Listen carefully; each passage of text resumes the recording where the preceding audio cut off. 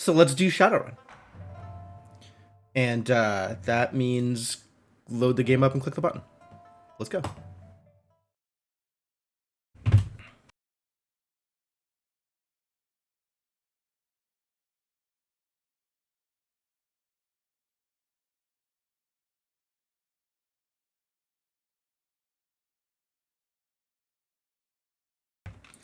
All right. So, based on what I've got here, I guess the most recent thing we did was help Gaichu with his personal whatever it is. Killed some red samurai. I'm sure Renraku's going to be completely on board with that. No repercussions whatsoever. And figure out what my next step is. Optional, get some rest. We have already gotten some rest, apparently. Wow. Oh, we gotta go find Gobbit. That's the next thing. Definitely gotta go find Gobbit.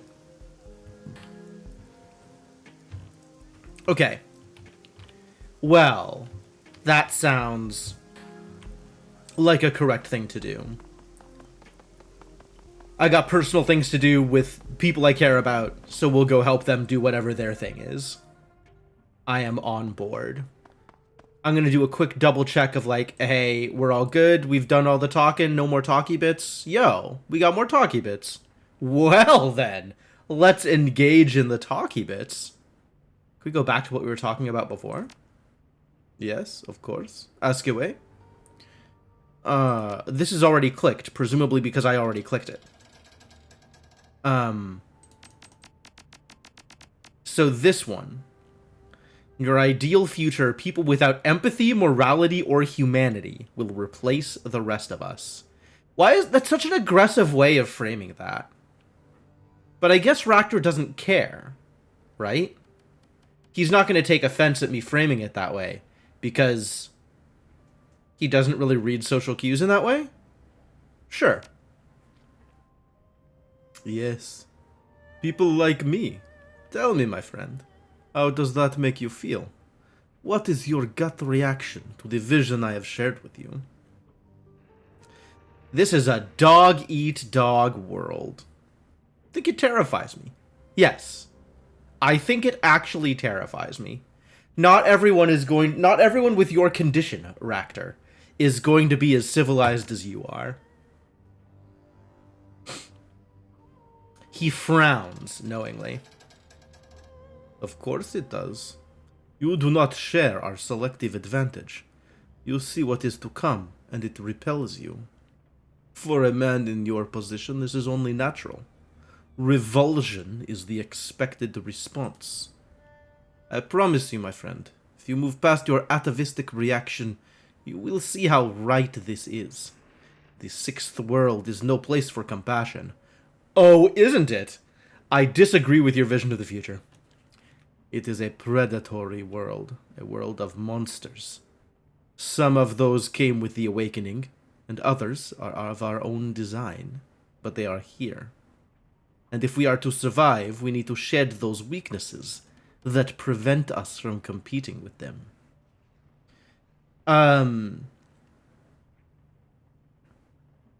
mean, I guess the world is grimdark enough that the pipe dream of why can't everybody just be nice to each other is acknowledged as dead and gone. Like, there's just no... Maybe he's right. There's just actually no room for compassion in the world of Shadowrun. That's pretty bleak, though. I speak with the clarity of a man who is not a man, in mind or in body. The things that others refuse to see are as plain to me as the light of day. I tell you, my friend, life is better this way. One day you will see for yourself, and you will thank me for what I have shared with you. Let's not talk about that. I gotta go. Does this mean that Gaichi's gonna have new things to say? Hey Gaichi, do you have things to say, or are we done here? What can I do for you? Has killing your old unit changed your outlook on life? I mean, it must have. Yes. Yes, I think it has. I had thought that embracing my nature as a ghoul would be enough to allow me to survive, to become the thing you've been cursed with, so to speak. But I do not think that is true anymore. Instinct has to be tempered with forethought and logic, or the hunger and rage could overwhelm me. I must be careful not to let emotion rule over my self-control. But this shows the synergy of how a strong soul can survive this disease if they take care and are mindful. Perhaps I can show others that we are not all mindless beasts. Regardless, Ishida's sword is now mine. It is a newer blade than my own, and appears to be made with some manner of enhanced die coat process along the tungsten carbide edge. Egdi? Come on, guys, it's like you're not even trying. He lifts the katana, running one claw down the back of the blade. I have noticed a marked improvement in my speed when using it, particularly with follow-through moves. Should an enemy fall to this sword, I will be able to reposition much more rapidly. Well, that's great. Happy to hear it. Have a good night, buddy. 7 times a Ronin. Complete Gaichu's storyline. Oh. There's achievements for finishing all the individual people's storylines. We got a lot of work left to do then. Okay. How you doing, buddy? I have some things I gotta take care of. Do you? You just want to mope. Alright, fine. I'll let you mope in peace, I guess. And Isabel's probably not got much more to say either. Do I have a question about the Walled City? I do not have any questions about the Walled City. I gotta go.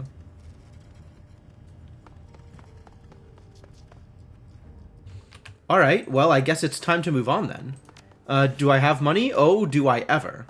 Do I want to spend that money on anything specific? Because I don't think there's anything more I want out of the Parlor of Five Phases. I think we have spent all of the money and karma we can afford to on magical fripperies.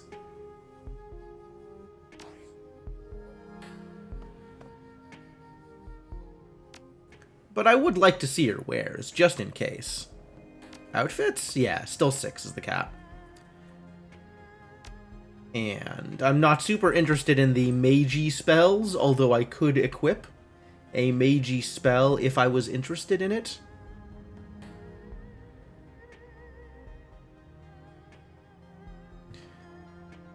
I don't know which Meiji spell I would want to equip. I mean, all these are decent. Honestly, these are probably pretty poor damage spells, all things considered. Like, none of them. I guess this is stronger than my Power Bolt, my default shot. Is it, though? My default shot comes with a dot, right?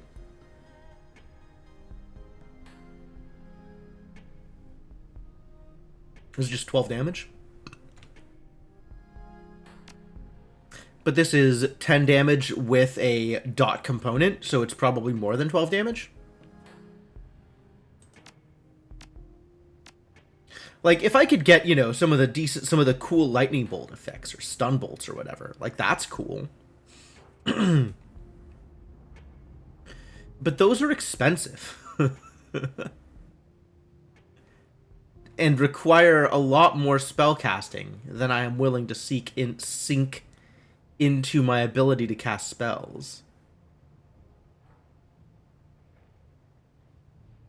Like, I'm sitting here with my spellcasting 2. Spellcasting 2 and Charisma 2? Wild. If things live long enough for dot damage. Things living means they take more actions. They take dot damage at the start of their turn, so not necessarily.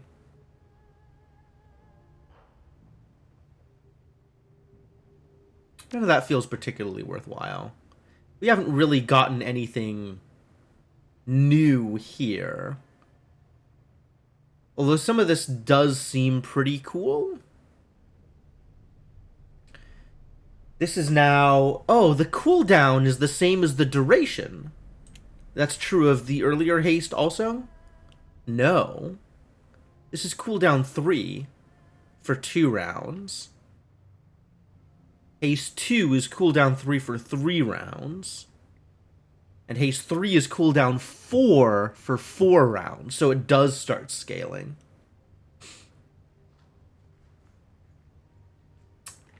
Can't overlap, huh? Too bad. We've already chosen the fire barrier over the lightning barrier, which I guess is fine. 1 willpower and 1 spellcasting. That is, in fact, not a thing I care about. Alright, cool. See ya, Crafty. What do I have equipped at the moment? Let's take a look at my backpack. 2 fetishes,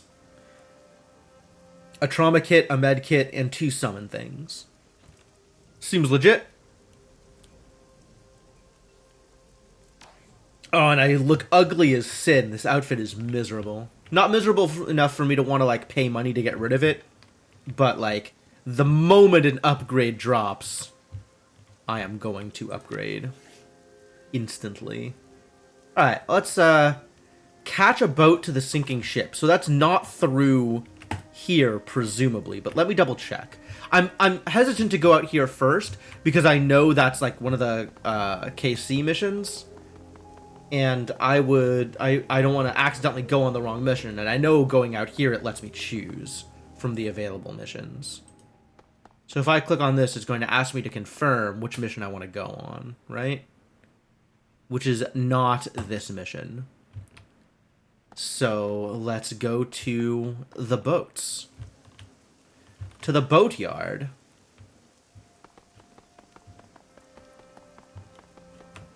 Do I get to drive the boat, do you think? Probably not. Seems unlikely. Alright, Captain Jomo. You take me on a boat? Captain Jomo is busily playing some kind of gambling game on his comlink. It beeps and flashes as he taps away. Come on, Jomo, win not lose. Maybe buy yourself that new hat.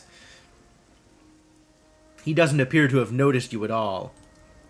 The game makes a sad, defeated noise. Jomo curses under his breath, nose wrinkling in disgust. Finally, he seems to notice you. Stupid game. Always it cheats me. Never a good hand. Now, kindly Cheng sends you, huh? You need Captain Jomo to take you to play pirate? We can do that later. Right now I need a favor. What favor can Jomo do for you? You need a body dumped at sea. I can do it fast. No one will see. Maybe you need to hide some cargo on a beach. Make a map with X marks the spot.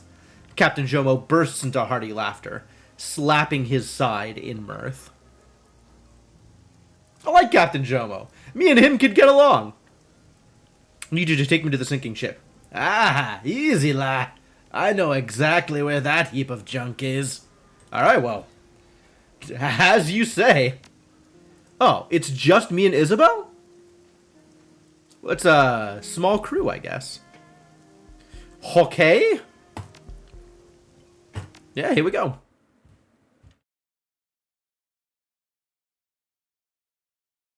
It's interesting that it doesn't let me bring anybody else.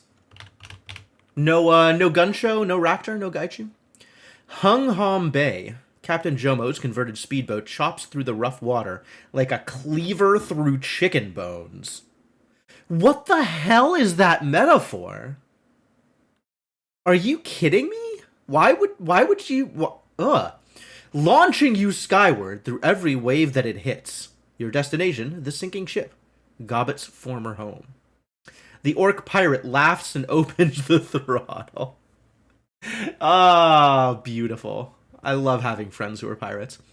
Wind and rain lash your face as the floating amalgamation of shipping containers grows larger.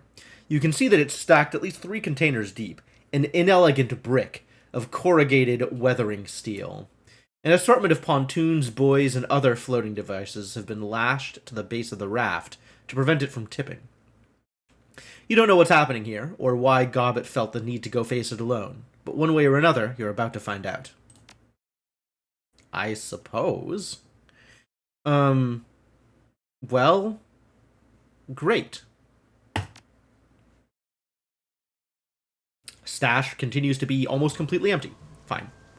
The scramble up the side of the sinking ship was treacherous.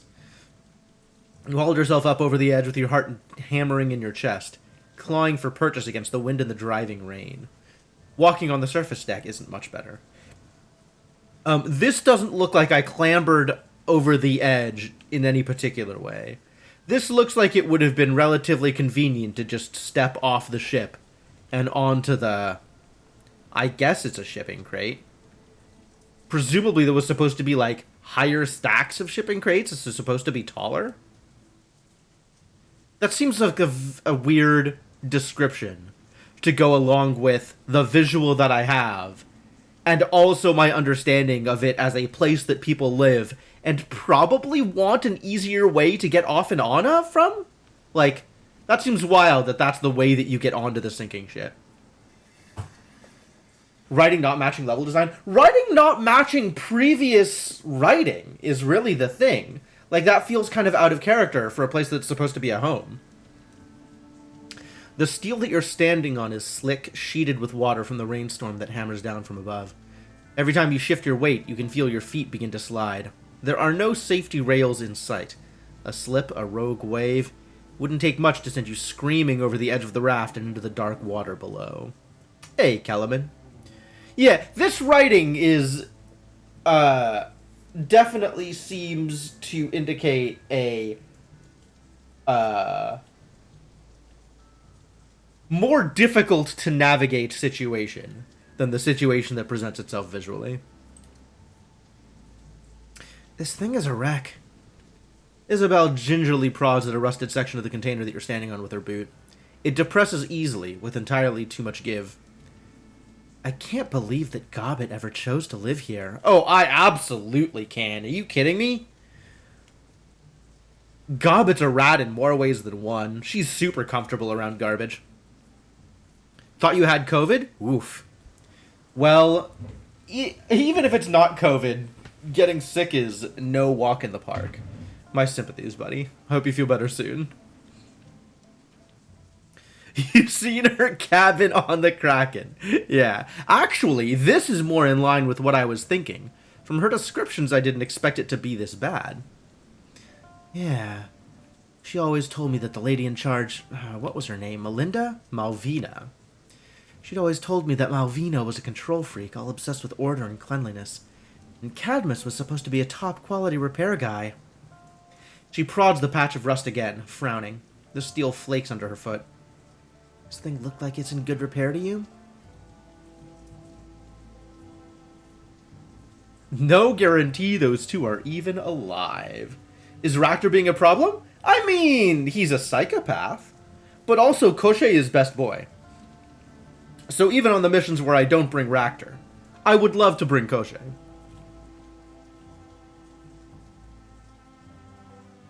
No, but we don't... all of a sudden, a gust of wind buffets you.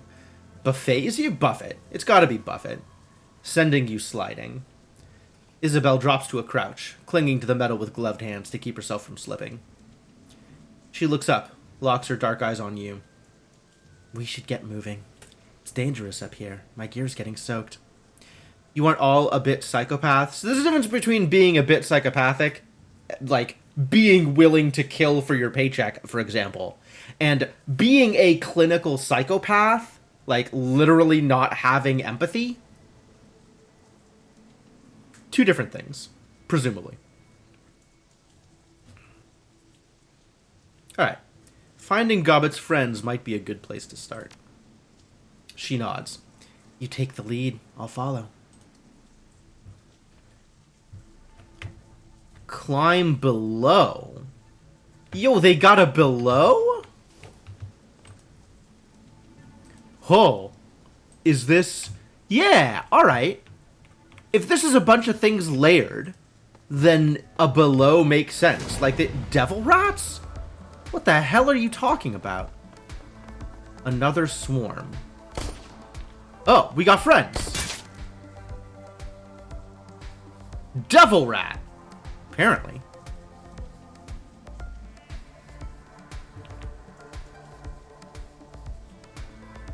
I was not expecting devil rats.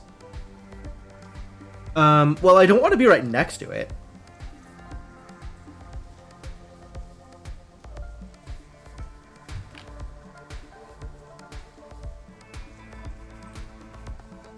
So let's give it something to work with. You, I guess, just shoot people? Maybe the one that's coming at us from behind is the best place to start. They don't have a lot of HP.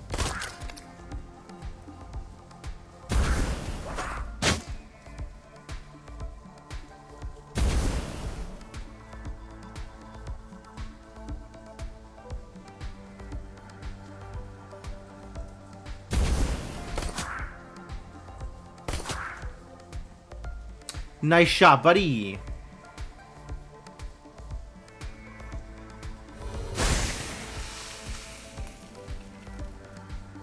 I just got progress on an achievement. What is this achievement? Welcome to the 6th world. Kill 20 enemies with magic spells. Oh, cool. The difference between Trevor and the rest of the characters in GTA 5. I have not played GTA 5. I have not played many GTA games, actually. 28, 28, 28. I see.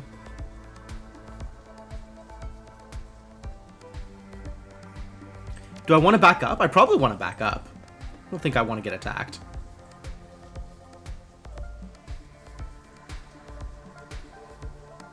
Oh, but I can shoot him.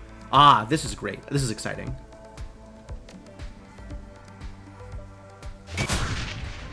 Oh, what? Rude. Sorry.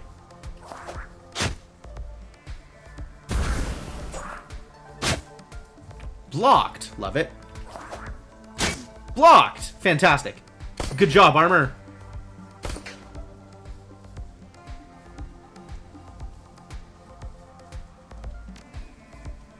(24, 3, 24). All right, well, let's kill you then. And maybe let's heal. And I guess we'll just let them attack me or whatever.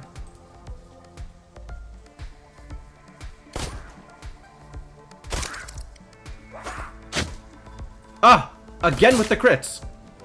At least this one was healed.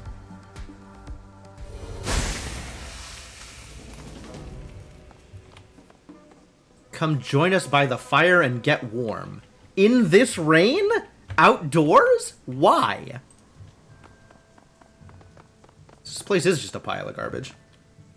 The woman by the fire looks like she hasn't seen a bar of soap in weeks. Oh, like, I guess it's a good thing it's raining. Her companion doesn't look much better. Their faces are streaked with soot and grime that the rain seems impotent to wash away. Oh. Too bad. If you like that kind of open world game, it's pretty good. I think I don't like that kind of open world game, but that's my understanding. Developers essentially made a character that behaves like players normally act. Ah, I love it. I love it. There's a certain amount of chaos in embracing the way a player plays games. And I'm here for it. Glad to see that you made it through in one piece. The woman smiles at you, revealing a set of crooked teeth. Please, come stand by the fire and get warm. Yeah, sure. Thanks for your hospitality. Her smile widens. Course! We don't get strangers here often. It's far too miserable out to turn away a guest. So, what's up with the killer rats? Devil rats, you mean? They're becoming something of a crisis for us. We don't know why they started attacking. Can't seem to wipe them out. Truth be told, we could really use your help.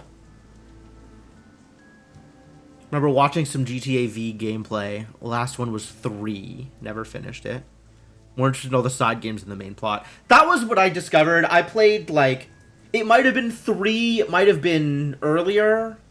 But basically, I was definitely doing a lot more of, like, driving cars off of buildings and trying to find ramps than I was progressing anything even remotely related to plot. And at that point, I was like, is this really what I want to be doing with my time? So, I stopped.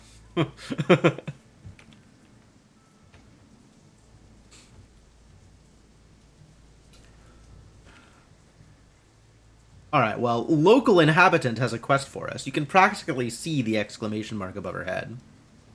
The crazy taxi minigame? Sure.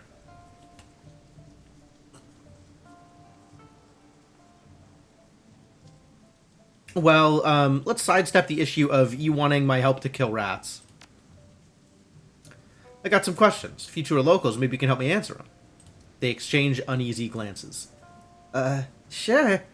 Ask away. What are your names? My name is Kara. Kara Lung. She jerks her thumb at the rotund man huddled by her side. That's Patrick Lowe. He lifts his doughy face from the fire to squint at you. Hey, welcome aboard. So you're the welcoming committee. Yeah, Malvina told us... His companion cuts in.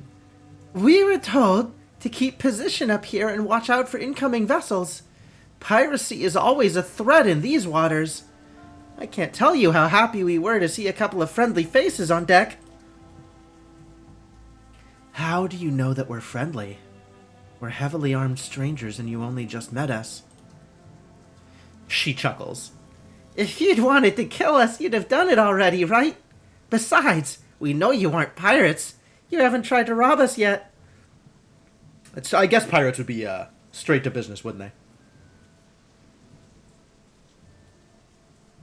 Work out how many hours you have in GTA 5, see if it's more or less than you spent on the last Assassin's Creed. Yet another open world game that I have not played. The most of the modern AAA games are kind of not exactly where I want to be spending my time. The kind of like 3D RPG-ish open world kind of... Like, it's cool. I'm glad they exist. People enjoy them, but they're really not my bag. Alright, well, I guess we'll keep going down the list here and ask about devil rats. Couple of months ago, I think. Days kind of flow together out here, it's hard to say. They only started getting aggressive a couple of weeks ago, though. How many people live on here? Yeah, beats me. The population's been going down recently, though. I'll tell you that much. A lot of the ship is barricaded, off limits. We have no idea how many people are living in those sections now. But when I first arrived on the sinking ship, there were at least a couple hundred souls on board. Attrition being what it is, I'd guess there are maybe 70 of us left. Like he said, it's hard to say.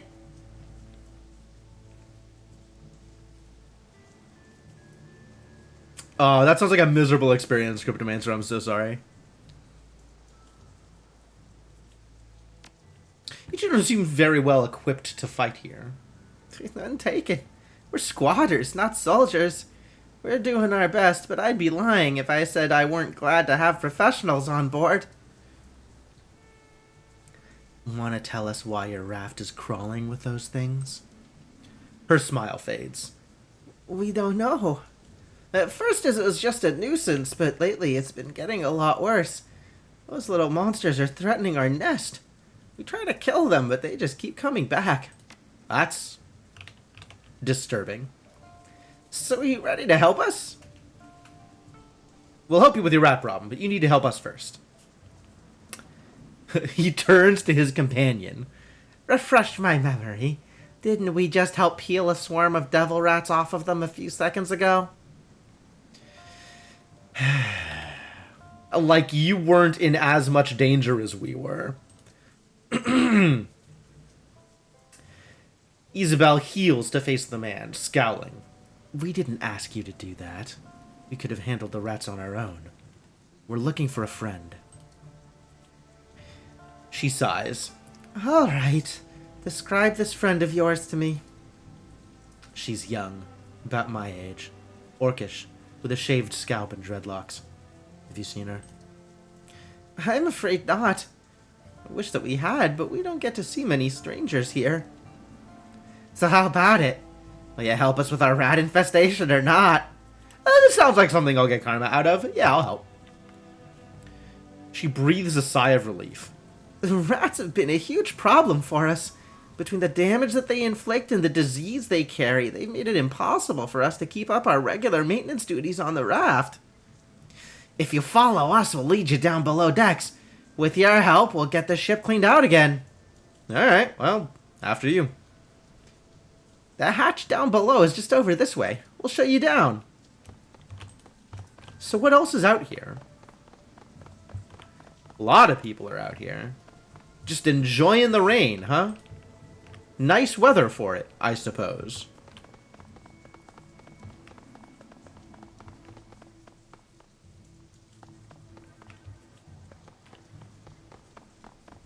It's not very nice weather for it.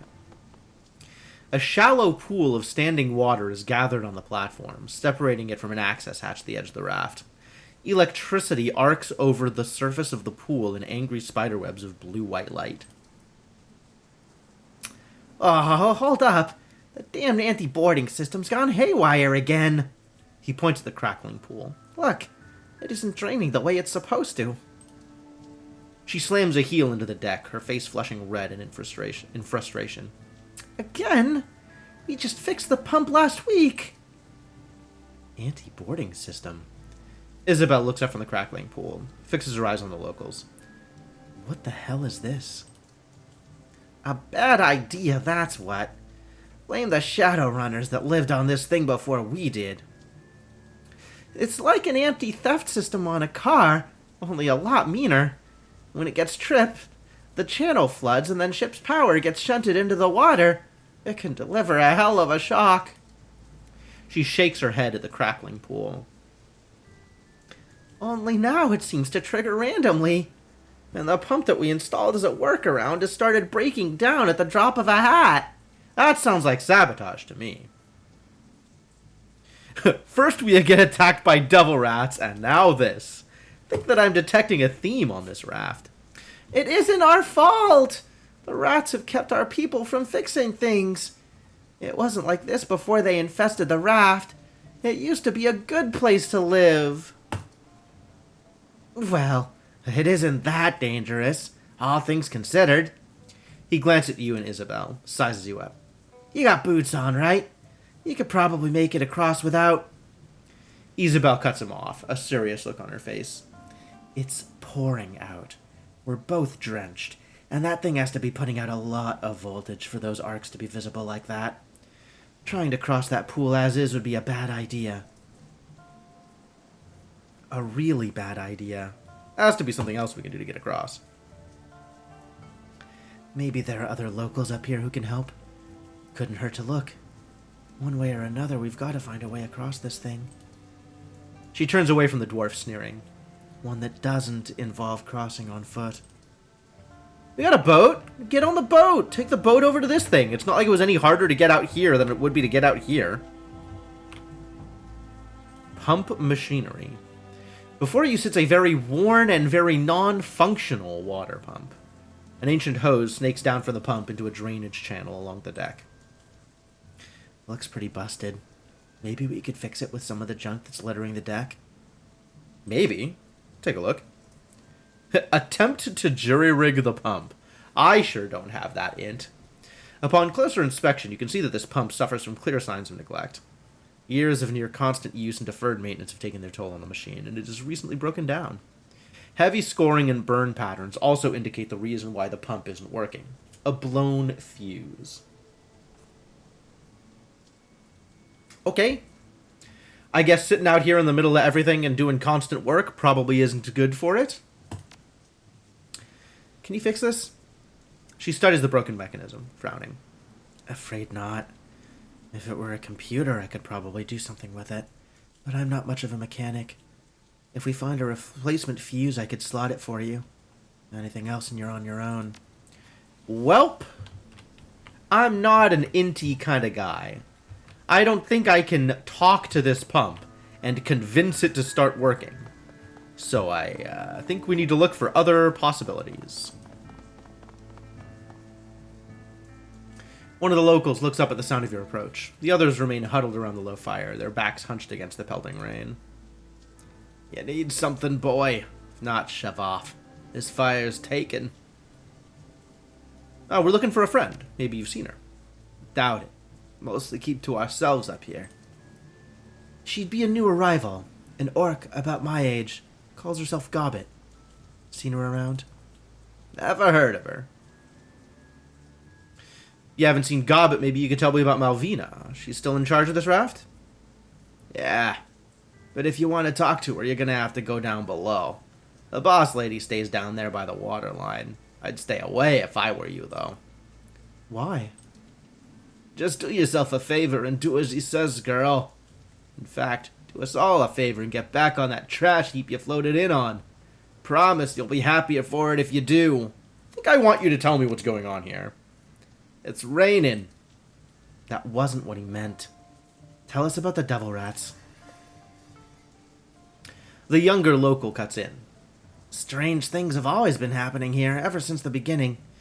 But yeah, things have been odder than usual lately. Those damned rats are a big part of that. With all the people who've been getting sick, I've considered packing up and moving away. He chuckles to himself. But I got no place else to go. Been here for about 5 years now. And everyone I care about lives on this raft. So, here I stay. Huh. So is this another example of, like, the chi in an area getting worse and worse over time as the place gets more and more, like, disreputable and in further disrepair? Which, you know, kind of vicious spirals down. The worse it is, the worse the chi gets, which kinds of enforce it into being as bad as it is. Alright, what about water pumps? Maybe. Could be a new fuse anywhere up here. We tend not to throw things like that away. He shrugs. Check the piles. That's where bits and bobs usually wind up. I'd watch my hands if I were you, though. Rats have been known to hide in those piles. The old man chuckles, nods. He's right. You might get chewed on if you're not careful. Go then. Shove off. If you're smart, you won't stop until you hit dry land. Oh god, there's so many piles of trash. Heck.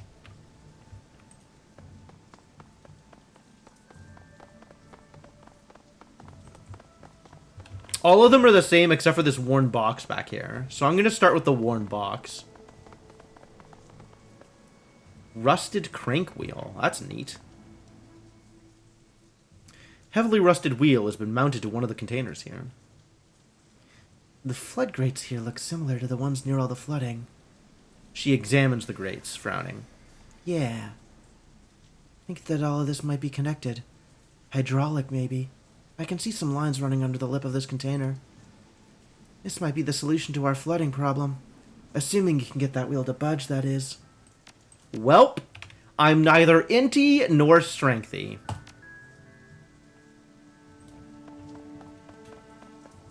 Worn box? Oh. Free grenades.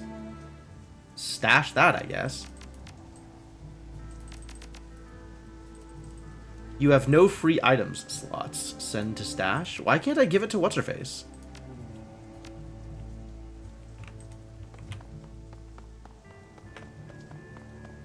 Alright, which of these trash piles are less likely to have rats in them? I guess we'll start over here and work our way back.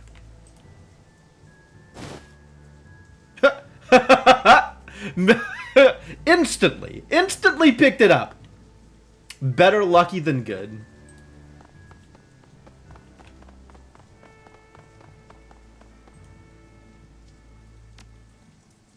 You eject the pump's blown fuse. It clatters to the deck below. With a deft motion, you click the intact fuse that you discovered into place. Lights on the pump's control panel go from red to green, and the little machine rattles back to life. Well, free to go. For some value of free to go. Looks like rats is happening.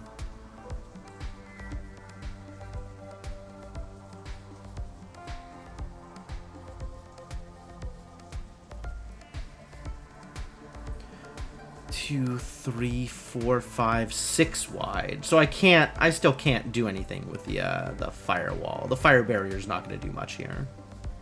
But I guess I'll armor up and I don't know, shoot one of them. This is I don't feel like I'm in a good position here, but I think I run away and let Isabel hammer down. It's grenades time! Get grenaded. Remind me what the range on this is. Okay. So if I don't want to hit my friend, I gotta hit this back row.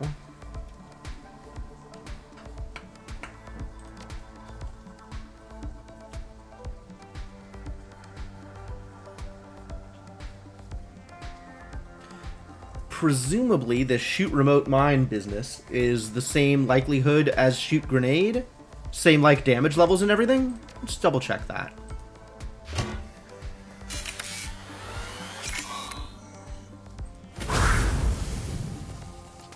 Yup, looks like the same damage as shoot grenade. And that's, better. I like that. I like those odds. Oh, but I need the AP to hit it. Problematic.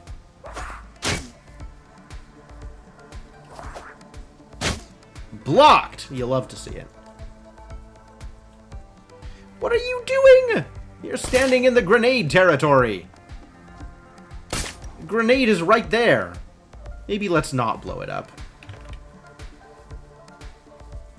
Alright, Isabel run. I guess the second one should have just been shoot grenade, or I should have made sure not to blow it up until I had, or not to run away. I don't think there was a good way out of that.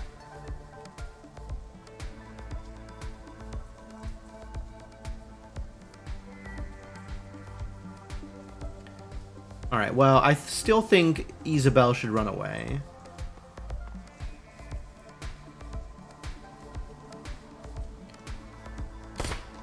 Miss? Atrocious.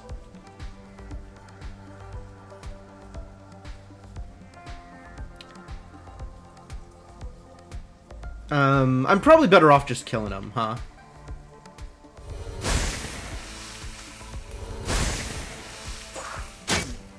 Blocked! Super good. Blocked, yep. Oh!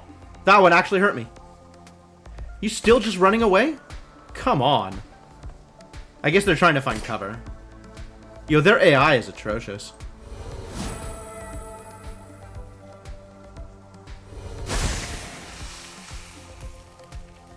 Alright, well that's just gonna die on its turn anyway.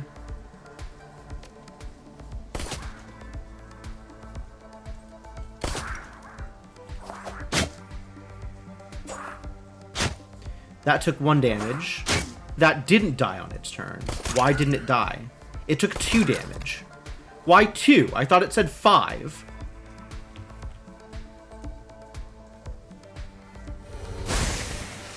HP minus 5 per round.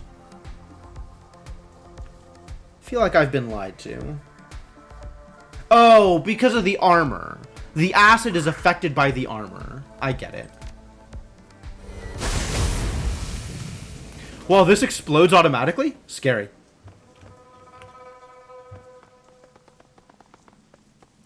Oh, well, that went sufficiently well. Down the hatch, I guess.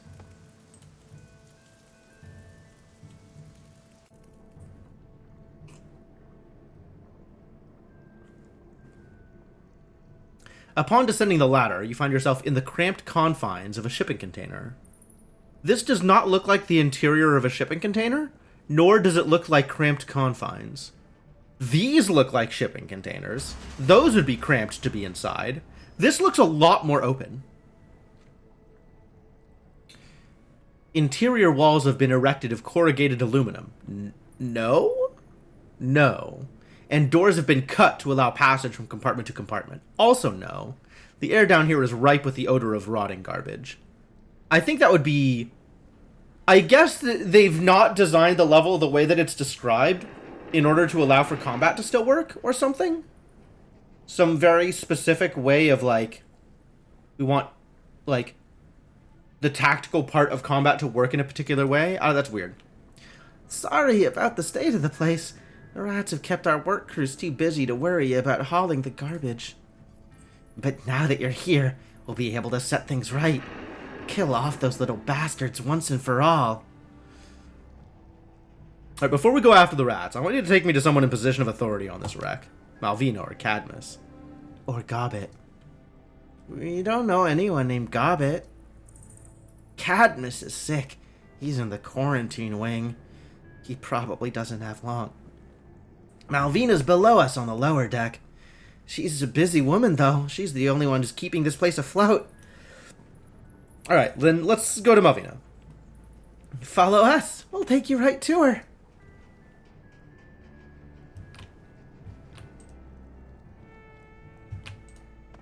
Oh, I see. They have to go one at a time. Can't have them all running at the same time. That would be...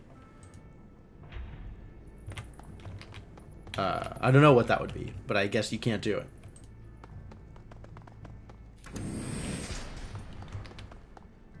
Inspect. I like inspecting things. This door is heavily reinforced and barricaded. It'd take a bulldozer to get it open. Oh, that was a door.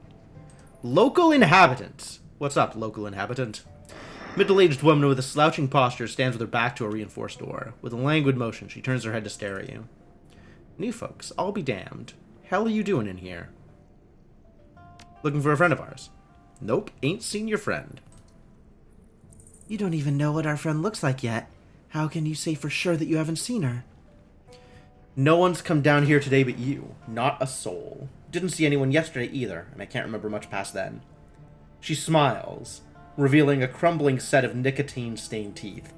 Bad memory. Can't do a thing about it. Aha. Who are you? Name's Lisa. Call me Lise, though. Everybody on the raft does. Door? She runs her tongue over her teeth.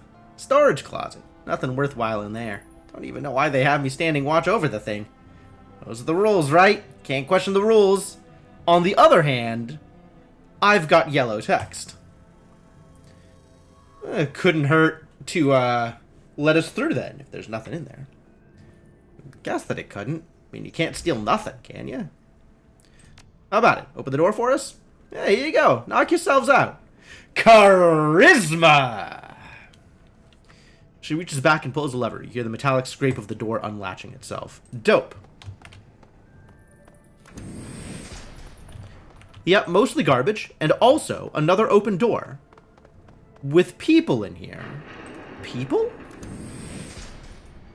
Local inhabitant.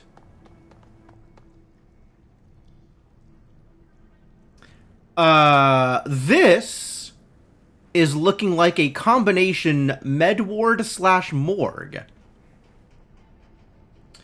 Strangers, you picked a bad time to come visit. Yeah, it's a bad habit of mine. Guarding the room against rats? Yes. The rats and the thing that's controlling them. Thing that's controlling them! Oh, that's information we certainly didn't have. I've never seen it myself, but I've heard stories. You want to talk to someone, talk to the dwarf. I'm busy. She hefts her weapon, her eyes glued to the doors. Need to keep my eyes open for more of those little bastards. Can't let any more of them sneak in here, not after what happened to Simon. Best of luck. Who or what is a Simon? So, these people look dead. This one, getting there. Sick dwarf. Do we want to talk to sick people? Have they never heard of, like, quarantine protocols?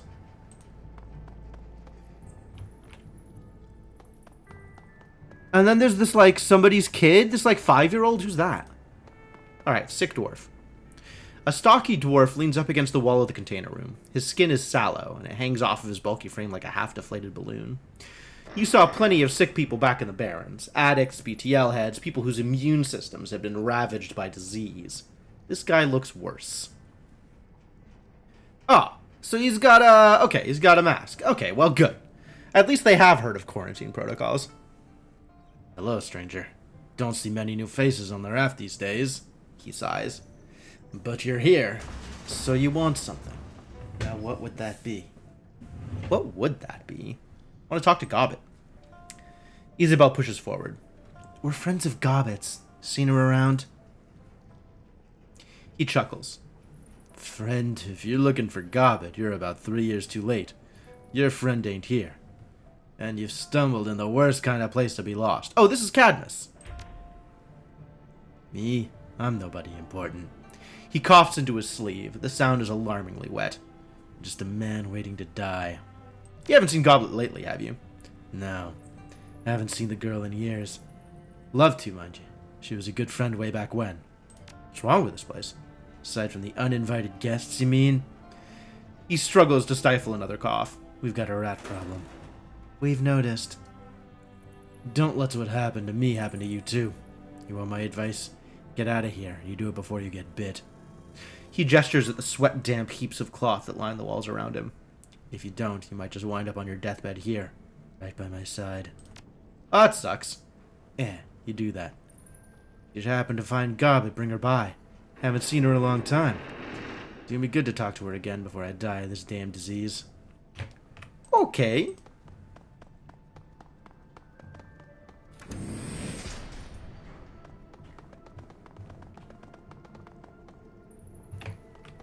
So I could have just walked in that way. Why is this locked? I got locked out. The local up ahead beckons you forward. It's just up this way, through this door here. As you approach, something catches your eye. A vent in the wall behind the locals. Movement. Something living must be hidden inside. Behind you! Panic-stricken, they begin to turn, their weapons raised. There's a flurry of motion, and something large explodes out of the vent. Oh. Something large. Namely, Gobbet. Gobbet lands in a crouch, her weapon raised. Don't go in there! It's a trap! Excuse me?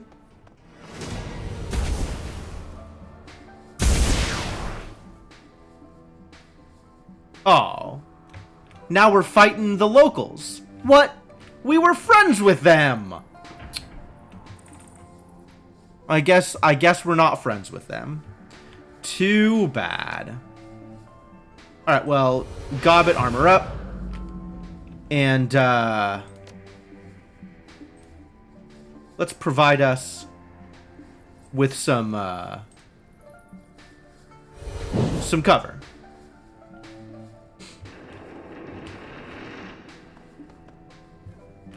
Gobbet's far enough away. I can shoot a grenade. Whew! Big damage. Wow. Wrecked him. The bloodied local tosses her gun aside and raises a pair of trembling hands. Her eyes have gone wide with terror. I'm sorry. I didn't want to do it. I didn't have a choice. The words come spilling out in a frantic babble. It ordered us to. What it? What are you talking about? Explain yourself. I don't know what it is. It talks with Malvina's voice, but it isn't her. Helpless tears stream down her cheeks, clinging to her skin like beads of dew on a leaf. If you want to live, you have to do what it says. I'm going to... I don't want to kill people.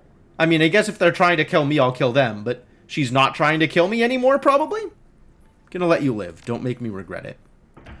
The squatter collapses against the wall, sobbing uncontrollably. Gobbet dusts herself off and paces towards you. Hey, it is.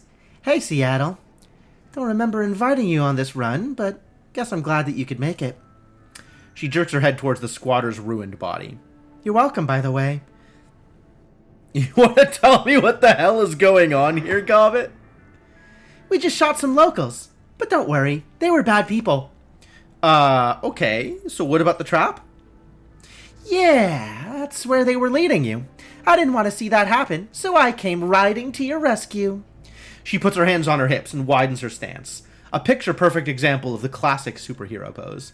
You are, again, welcome. Muttering under her breath, Isabel steps forward. Gobbet, tell us what kind of trap you're talking about. The kind where you wind up dead. Look, I don't know exactly what they were planning to do, but I've seen them lead people through those doors before. She gestures toward the heavy double doors at the end of the hall. The people who I watched go in there never came back out again. Not one. They'd just scream, and when the doors opened up again, they'd be gone. So you don't actually know what's in there? No, but judging by all the screaming, I'm gonna make an educated guess that it's probably something bad. There's a long, awkward pause. Finally, Isabel steps forward. So now that we're all together, do you want to tell us why you came back here all by yourself? We'd have gone with you, Gobbet. All that you had to do was tell us. She raises her hands. Yeah, I know. But I figured that this one was on me, and I didn't want to wait another minute. Besides, I had a plan. Yeah? Tell me about this plan. Pretty simple one. All I wanted to do was get the lay of the land, sneak around a little, maybe find my old friends and get some answers. I didn't come here to get into a firefight, and it's easier to be quiet solo than it would be dragging you two around. But no offense. So you've scoped the place out? Fine. Mission accomplished. Do you know what you're doing now? Yeah, this place is fucked. I'm gonna sink it. Excuse me? What? The sinking ship is doomed, Seattle. I could feel that the second I set foot on board. She checks herself. Earlier than that, even. On some level, I think that I could feel it back home. That's why I couldn't stop thinking about this place. Whatever's happening here, it's wrong. This whole place feels off to me somehow. Maybe even toxic.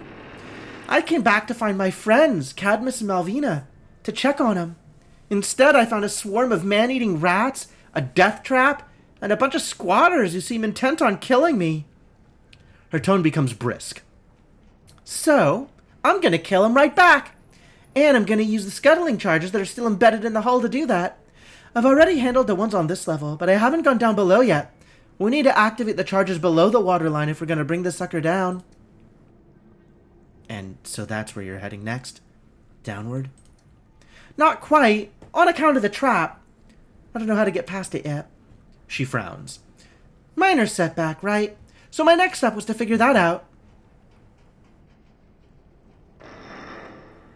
We have found Cadmus. We just don't know his name yet. It's obviously Cadmus, though. Like, come on. Let's pack up and go home. Nah, I'm on board with Gobbet. Let's kill some rats. Yeah, maybe. I hope so, because all of the people on this raft, Cad is the one I'd most trust to get us past whatever's in that room. He was always more of a mechanic than he was a shaman. Alright, well, let's keep our eyes open, yeah? I seriously doubt it. Remember what I told you about second-guessing. He isn't second-guessing anything. We haven't seen enough to make a decision yet. You may have, but we haven't. Gobbet lets out an exasperated sigh. All right, Iz. You want to look around? We'll do that. But afterwards, we're arming the rest of those charges. Okay.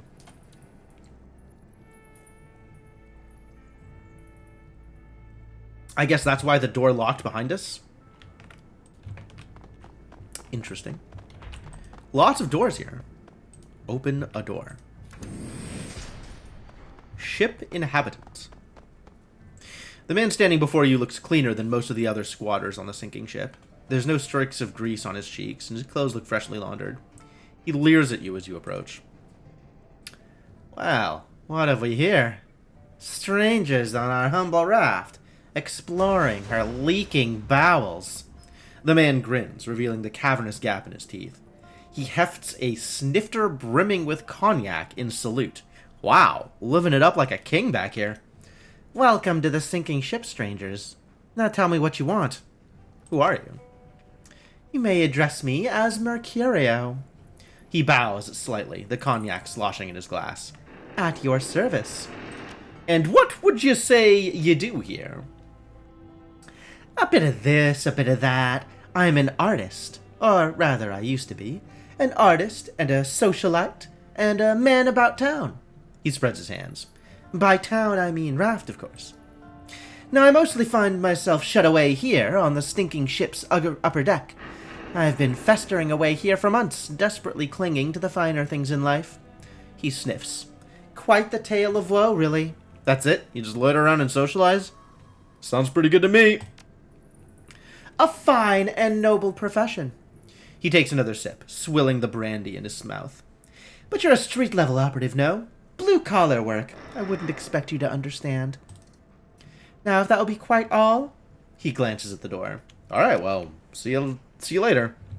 And or never. What does this say? Some tags. They seem relatively fresh. They haven't been here long. So, do we just go straight to the person that I know to be Cadmus, or keep exploring first? I do like exploring. Who's this idiot?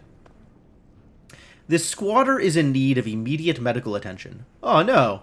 Her torso is a gory mess, and an ever-expanding pool at her feet tells you that she's well on the way to bleeding out. Yikes. She peers at you through sunken eyes set into an alarmingly gray face. Please, help me. Well, I've got healing magic. The strange energies of your magic wash over her, erasing the hole in her abdomen. Gradually, her eyes focus and the color returns to her face. Although I guess Gobbet could have done it. Ah, it's a good thing we picked up Gobbet before we came here. Shakily, she extends a hand in greeting. Don't know who you are, strangers, but you just saved my life. If I can ever return the favor, you let me know. How'd you get shot? Part of the last mutiny attempt. Oh, how often are there mutiny attempts? Is that a common thing? Made it through that alright, but I guess I also made some enemies. I don't know who shot me, but it's a fair bet that someone on this boat is holding a grudge. Do we get to play politics on the sinking ship? What if instead we just sink it? What's your name, friend? Maria Lamb. My friends call me Sparrow. Good to meet you, Sparrow. Better luck for me that I met you. If I hadn't, I think I'd have bled out by now. Well, you know, keep on doing your thing. Maybe with less bleeding. Alright, but if you ever need anything else, you know where to find me. Sure do. Find you right here in the giant pile of blood.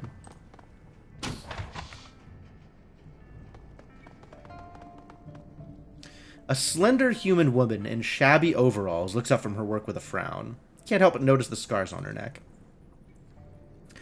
Her eyes flit from you to Isabel. When they land on Gobbet, her face lights up. I'll be damned. Gobbet? Hello, Yasmin. Good to see you again. Yeah, you too. Where the hell have you been all these years? On a different boat, funny enough. Yaz, I'm a little out of the loop on what's happening here. Could you do me a solid and fill us in? Yeah, we're not supposed to talk about it. But I'll tell you what I know. Have you had any close encounters with the devil rats? Yeah. Don't go downstairs unless you absolutely have to. The lower decks are absolutely crawling with the things. Alright, what's been going on? She looks uneasy. Well, we're all struggling to deal with the devil rat infestation. You probably know about them.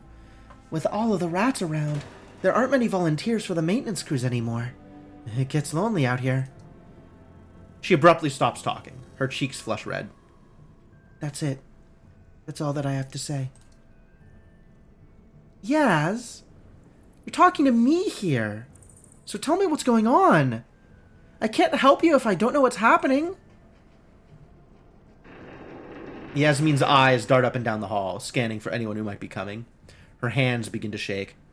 After a moment, she leans toward Gobbet and lowers her voice to a whisper. Yeah, all right. She swallows. This raft is cursed. I think I know what you're talking about, Yaz. I could feel it all the way back home. But tell me more. I want to hear it from you. Malvina isn't in charge here anymore. She's gone now. I think she may be dead. Whatever it is that's taken her place, it's horrible. I don't even know what it is, but it isn't human. And the worst part is, it talks over the intercom using her voice. She claps a hand over her mouth, her eyes wide. Her entire body is shaking. Thanks, Yaz. That helps. Believe it or not, it helps. She nods mutely, still struggling to calm herself. Yeah, thanks. And be careful out there. Well, on that disastrous note, think it is about time for me to take a break, so I'm going to do that. You know, we'll come back to whatever fresh hell is happening on this boat momentarily. In the meantime, though, leave you folks with some music while I am gone. And I encourage you all to get up, stretch, and refresh your water. Stay hydrated, and I'll be back in a bit.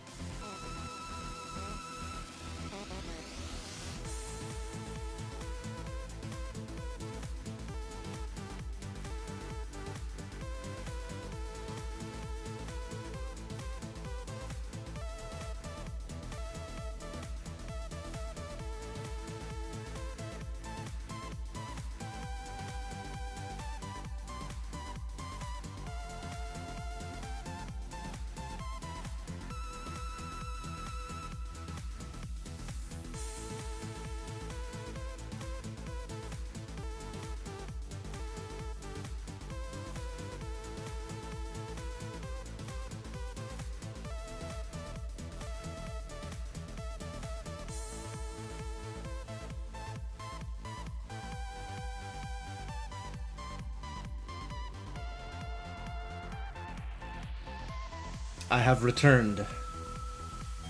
Hello. Let me pause the music. We'll bring the game back up. And continue exploring this fresh hell that we find ourselves in. Boy, I just love demonic possession, don't you?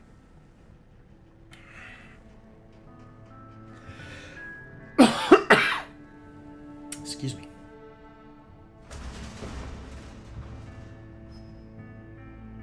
Hey, Revens, how's it going? Yeah, it seems like something real wild is happening in here, but I don't know what. And, you know, I got concerns. Maybe I can look at the terminal. Maybe that'll help. Water drips down from a leak in the ceiling to spatter against the case of this ancient terminal. It's a miracle that the thing is still functional. Agreed? Going good? Excellent.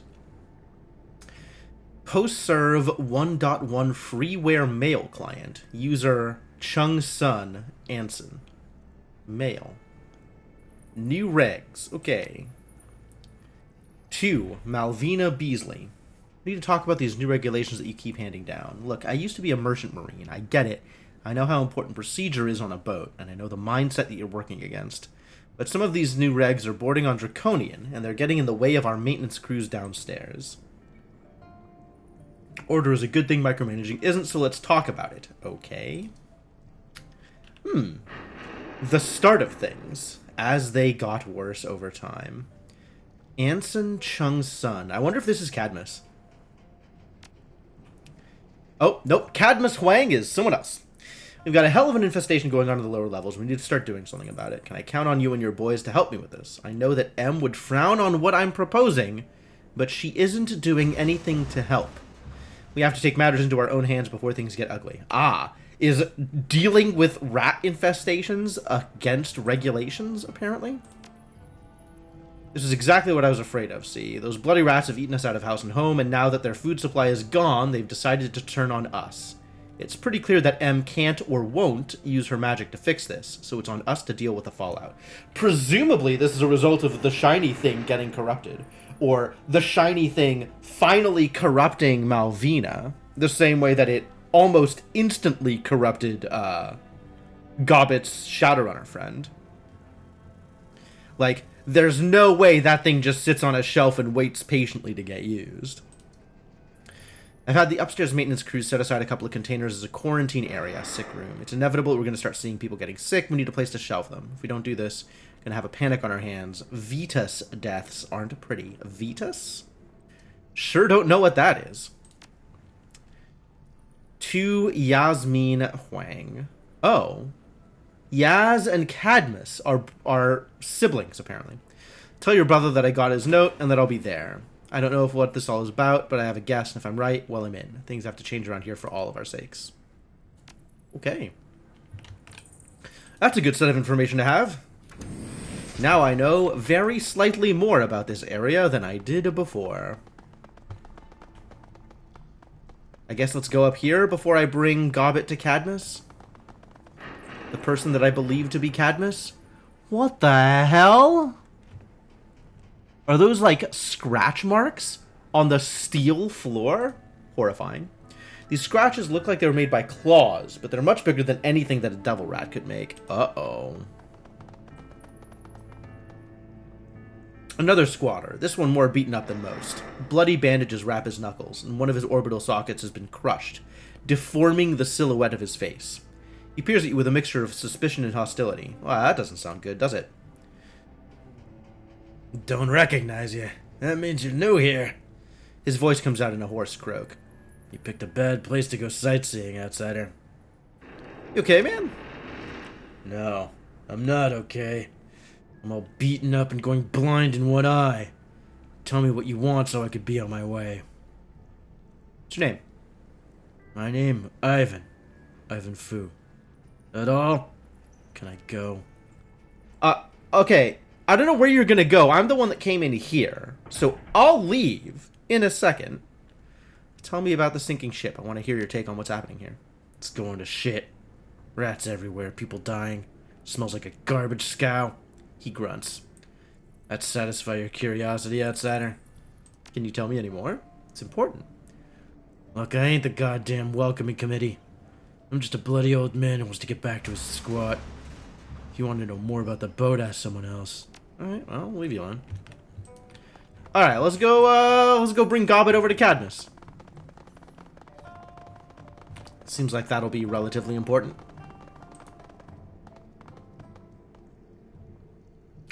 The dwarf's milky eyes track you as you approach. A wave of recognition washes over his face, but his movements remain lethargic. Eventually, he manages to slur out a few words. Gobbet. Back after all this time. Ah, yes. As previously expected, this is Cadmus.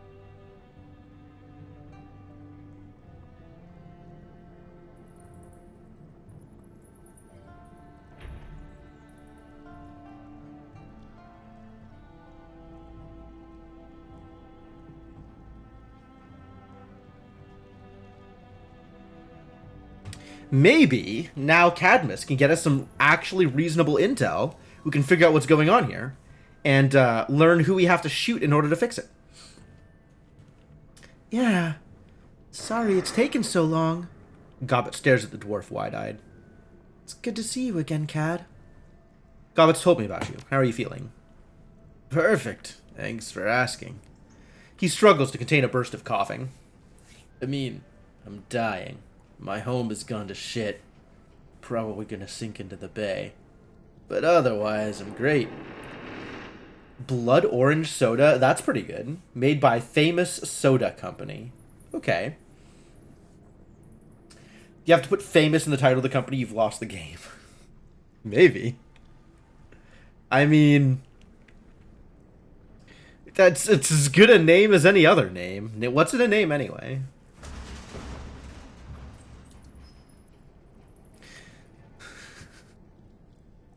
Maybe they've just got big shoes they're trying to grow into fill.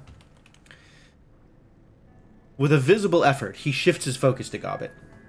Welcome home, girl. Been a long time. She swallows. Cadmus, Save it. Not mad. He squeezes his eyes shut. Mostly just happy to hear your voice again. It's good to have a friend. Well, I want to ask all of these questions, but I feel like he's not going to make it through the conversations. Let's do the important stuff first. Yeah. Me and my crew built the thing. Excuse me? You built the trap room that people are luring other people into? let me guess. Malvina's orders. He nods.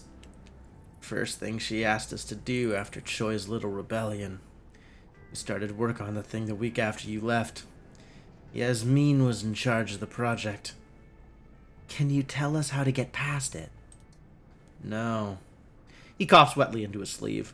No, but Yaz can. She should be somewhere on this level. Go find her. Tell her I sent you. We will. Thanks, Cad. He dabs specks of blood from his lips. Through his mask? Wild. Don't mention it. Alright, what's happening here? Bad things. A lot of good people died. Something's gone rotten on this raft, Gobbet. You know what I mean. Toxic. Ah, so it's a run-of-the-mill problem with Malvina, rather than a demonic possession. Yeah, I can feel it too. I could feel it all the way back home. Her throat moves, but it takes a moment for her voice to catch up. Cadmus, where are our friends? What happened to Yasmin and Anson and Malvina? Anson's dead. Never even made it into the sick room. Just disappeared. But I know where he went. He stabs a finger downward at the floor. Yasmin's still with us. Small favors, right? But the fight's gone out of her. She's content to do what she's told and tremble. Malvina ain't Malvina anymore. What is she? I don't know what it is. It's definitely toxic, but as for what it is... His voice trails off. Cadmus stares up at Gobbet helplessly. Malvina went off the rails because of that damned bauble that I gave her. That's what happened, isn't it? It ain't her, Gobbet. It's something else. He struggles to contain another cough. Eventually it passes. But yeah, that shiny red egg that you and Choi lifted is the cause of it, I think. The ugliness was already inside of her, but that thing brought it out. She squeezes her eyes shut, balls her hands into her fists. Shit. It isn't your fault. You had to give it to her to stop the mutiny. I know, Seattle. I did what I had to do. No regrets. But I'm pretty fucking angry about what happened afterward. You and me both, kid. I'm as angry as I've ever been. Twice as frightened.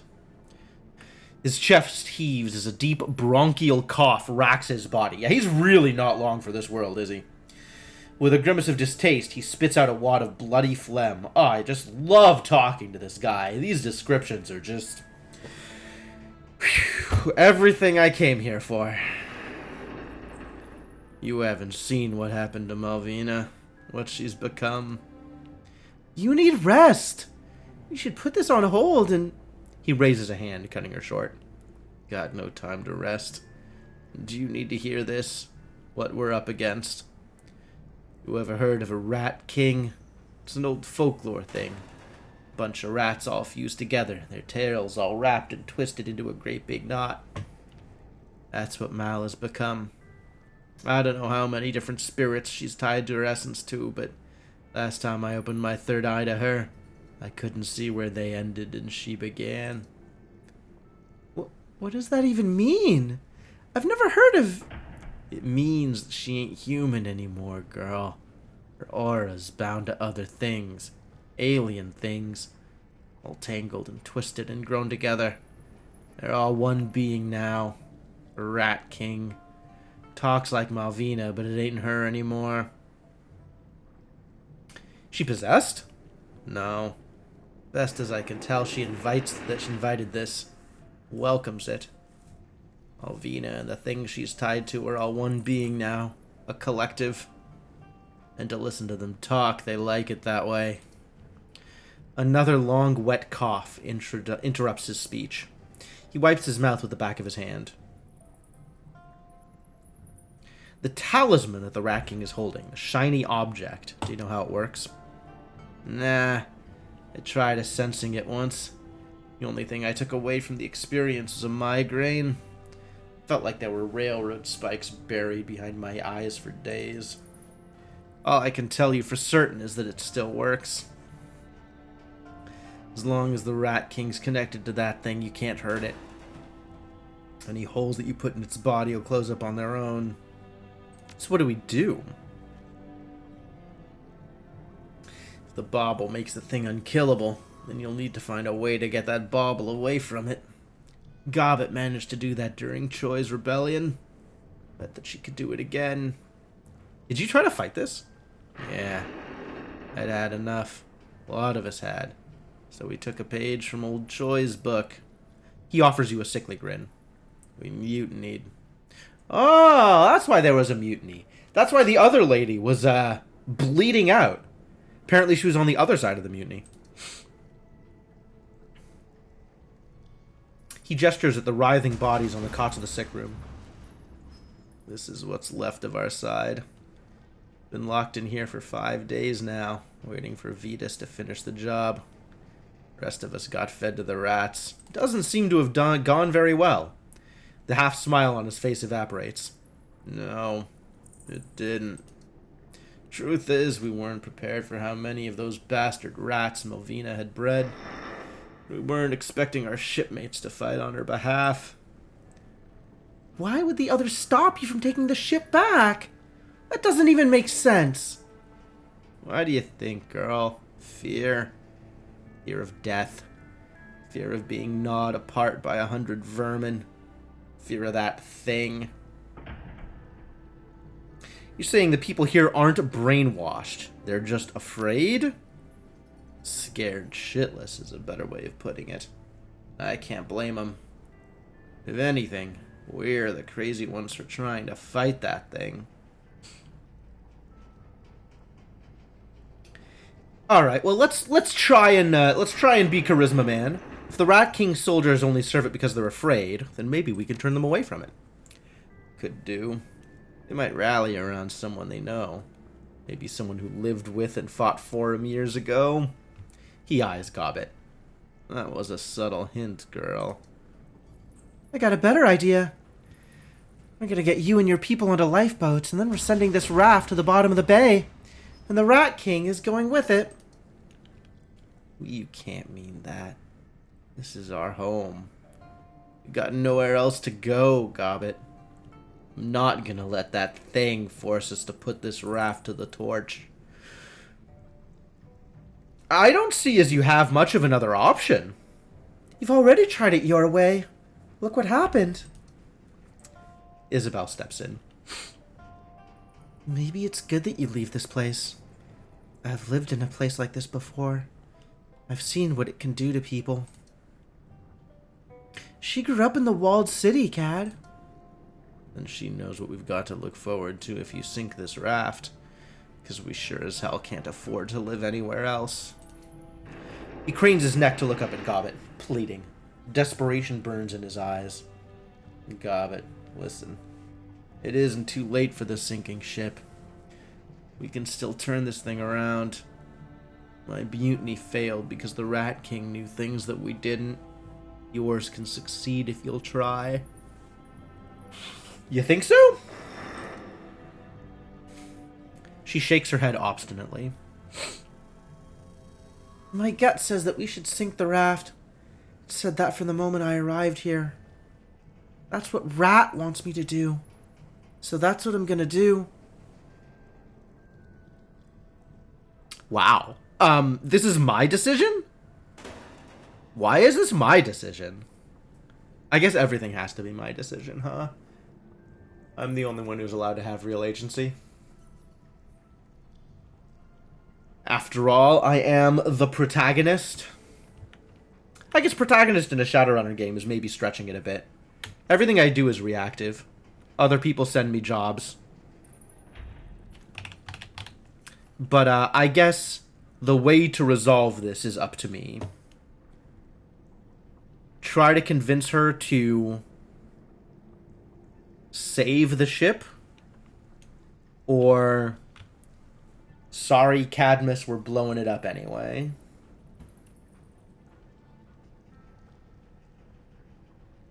I don't know. If Rat wants her to sink the sinking ship, then maybe we just get on the side of the totem. Like, I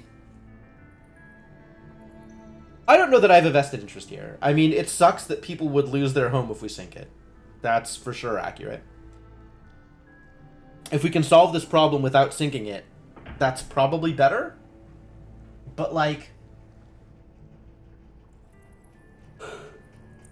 I think I trust whatever otherworldly spirit is this totem, the rat totem. Like, kind of the same way in the previous game, the dragon totem. Like, if dude came by and said, dragon wants me to do this, I'm gonna be like, alright, well, I guess that's what we're doing. So, I guess I'll just go with it. He squeezes his eyes shut. He looks tired. I can't stop you. I'm too weak and I don't have the people. So if you're determined to do this, then I guess it's gonna happen. But I am disappointed. If you'd prefer, we could just leave. Go ahead if you want. I came here to put an end to this, and I'm going to. Cad, I need you to gather your people and get them ready to run. Can you do that? Yeah, I can. The runners who put the scuttling charges on the raft also install the shipboard alarm system. I'll need you to trigger it when the charges are going hot. That'll let us know when we need to abandon ship. Why not just leave now? Because that'd tip the Rat King off. If we were to start running now, I think it'd notice. I don't like what you're doing, but I'm not going to sabotage you. If you won't help us retake the sinking ship, it's better that nobody have it. We'll sound the alarm before we set off the charges. Thanks, Cad. Not doing this for you. Doing it for my friends. He turns away. Go on, get out of here. Got an evacuation to plan. Okay, so I have both available as an objective. Optional find Cadmus. I think I found Cadmus, by the way. I really don't think... I guess maybe I didn't find Cadmus. Do I need to still go through all the things? When did all this start? Nah, not long. Maybe a week or so. Couldn't see it at the time, but it was happening. I'd stake my life on it. I don't get this. Everything was fine when I left the raft. I mean, the vibe here had changed, but Malvina was still Malvina. If anything, she was even stronger than the woman I'd known. Yeah. She got strong, alright. Strong and mean. It started small. A couple of months after Choi's mutiny, Malvina started proposing new rules. She said she was cracking down on infractions, keeping order to keep us safe. But over time, those rules started piling up. Gradually, the punishments started getting worse. Do you think that the shiny object corrupted her somehow? I mean, we've already been over that, yes. But, nah. I think it gave her power, and she corrupted herself. Okay. Fair enough. No judgment, though. I think that in her place, a lot of us would do the same. That's what I mean when I say that she had it in her all along. I think that she'd always been afraid. Had always used rules to protect herself. The trinket took that fear and focused it like a lens. I'd open the door to what she's become. He pauses, checks himself. She... I don't think that Malvina can even be described as a she anymore. It is really a they. Our friend is dead. Changed so much that she might as well be. And the things that are wearing her skin don't belong in this world. You don't belong in this world! Yeah, okay. I've seen that line before. I probably agree. Alright, are you sick? Duh. He grins. Between his sunken eyes and hollow cheeks, the end result is ghastly. Ill, I would say so. Deathly ill. Vetus is a real bitch. Even a neutered strain like this can really knock you on your ass. You'll be okay, Cad. You're a dwarf and a shaman. That's 2 big points in your favor. You're gonna walk this off. You'll see. Spare me the pep talk. I'm too tired to walk. He coughs into his sleeve. There's a glossary, right? Somewhere here is like a term of here. No. Never mind. I was wondering if there was like an explanation of what Vetus is other than disease. But I guess it's just disease. Presumably contracted from rat bites or something.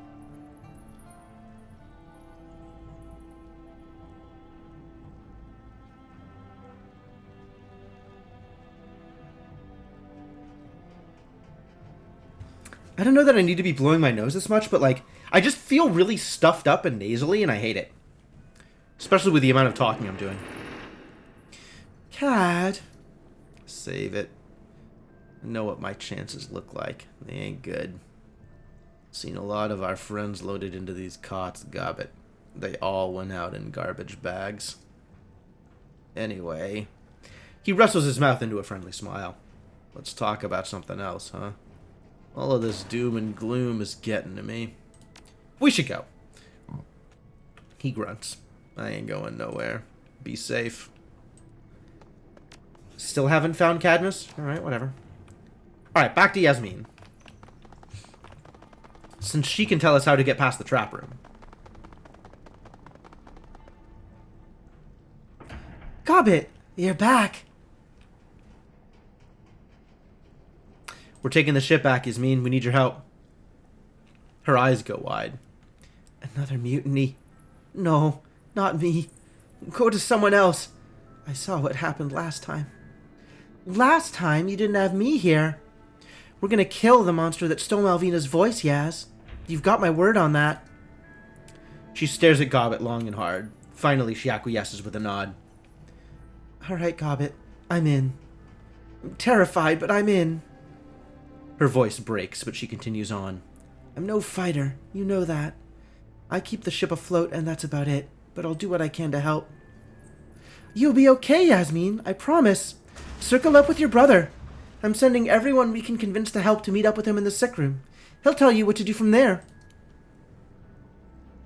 Okay, but actually, we need to get through the building. Yeah, that was me. I didn't want to build the thing, but I did it to help Malvina, to keep us safe. I've regretted it ever since. We could really use your help, Yaz. We need to get below decks, and we need to do it in one piece. Can you help us to get past the trap that you built? I think so. It's been a long time, and I think I remember what wires you'd need to snip to disarm the thing. She fumbles at a nearby table, grabs a napkin. Then she produces a grease pencil from her breast pocket and begins to draw. There's a hidden access panel in the floor. You'd never find it if you didn't know where to look. You snip these wires here, this one here, bypass this circuit. She scribbles on the napkin with a steady hand. Then flip this lever. Do that and you're done. The trapdoor won't trigger. You won't get dumped into the killing pit. The killing pit? Ah, so that's what's in the trap room. Killing pit? She passes the napkin to Gobbet. It's pretty much what you'd expect. She snatches the napkin from Yasmin's hand. Thanks, Yaz. You don't know how badly we needed this. I can guess. Cadmus sent you to me after all. She smiles weakly. Best of luck. Alright, well, see you later. And or never. And then we have Sparrow, who's willing to help us out because we saved her life. So that's... maybe we can get something out of this. We're taking another run at the Rat King, and we're going to kill it this time. We could use your help. I want to help, I do. But I can't do much without supplies. She licks her lips, considering. I'll make you a deal. You hook me up with some medical supplies, I'll join your mutiny. Isabel? She fishes a med kit out of her bag and hands it to the woman. Here, don't waste it. I won't. Now I have a debt to repay. When you make your move on the Rat King, I'll be there to help. You've got my word on that. Good. Head to the quarantine area and meet up with Cadmus. He'll let you know what to do. Sweet. So, can we get everybody in? Can we talk to Mercurio?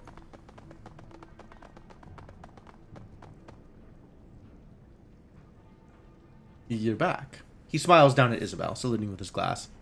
Tell me why. We're taking the ship.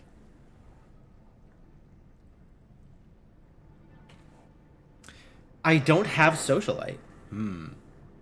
He shakes his head sadly. No, I'm afraid not. I'm a lover, not a fighter. I could buy him off, I guess. If you don't get off your scrawny ass and fight, I'll snap you in half like a twig. I do not have that amount of strength. Too bad. I really don't have anything. I have charisma. And I sunk the rest into body. Maybe I should have sunk it somewhere else. Strength would have been useful round about this time. But I guess having HP also useful. So, you know, trade-offs.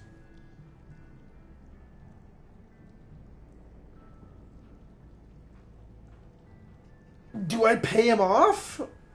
Or do I just admit defeat? Which, like, if I click this button, there's no way we're getting him on side. Got a lot of money. I got a decent chunk of money. Sure, I'll pay him off. What value do I think I'm gonna get after from paying him off? Probably not a lot, actually. This is your way out of here, don't you see that? Of course I do, but I'm not a fool. But fighting the Rat King would also be a wonderful way for me to get myself killed, and I'm not keen to have that happen. Listen, if we can't rally enough support to make this mutiny happen, we're sinking the raft. Ah. I suppose that I don't have much choice then. Count me in. Well, that was easy. Ah, and we have successfully organized a mutiny. Cool. I did it. I talked enough people into fighting. I think I said I was going to sink the ship, but I guess we can also organize a mutiny. That sounds great. Mutiny organized. What is this? Maintenance notice. All lower decks are off limits until further notice. Maintenance. Trap mechanism. The air is thicker in here. Acrid. The stench clings to your tongue. Sticks in the back of your throat. It smells like damp cardboard and stale urine. Gobbet surveys the room warily, her nose crinkling in disgust. She produces the napkin with Cadmus's instructions from her breast pocket and hands them to you. Here you go, Seattle. You know what to do? Under her breath, you hear her muttering. Let's hope that Yaz knows her stuff. So where's the trap? Like, this is all broken. Which part of this actually, like, does the thing?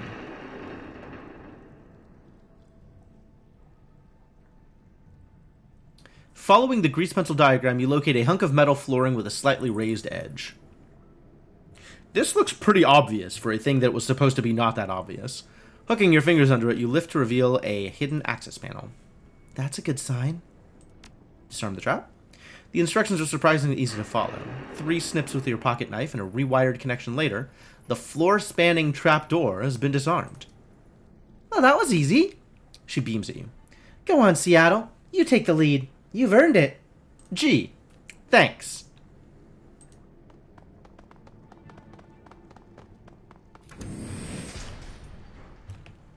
Huh. Well, that went sufficiently well.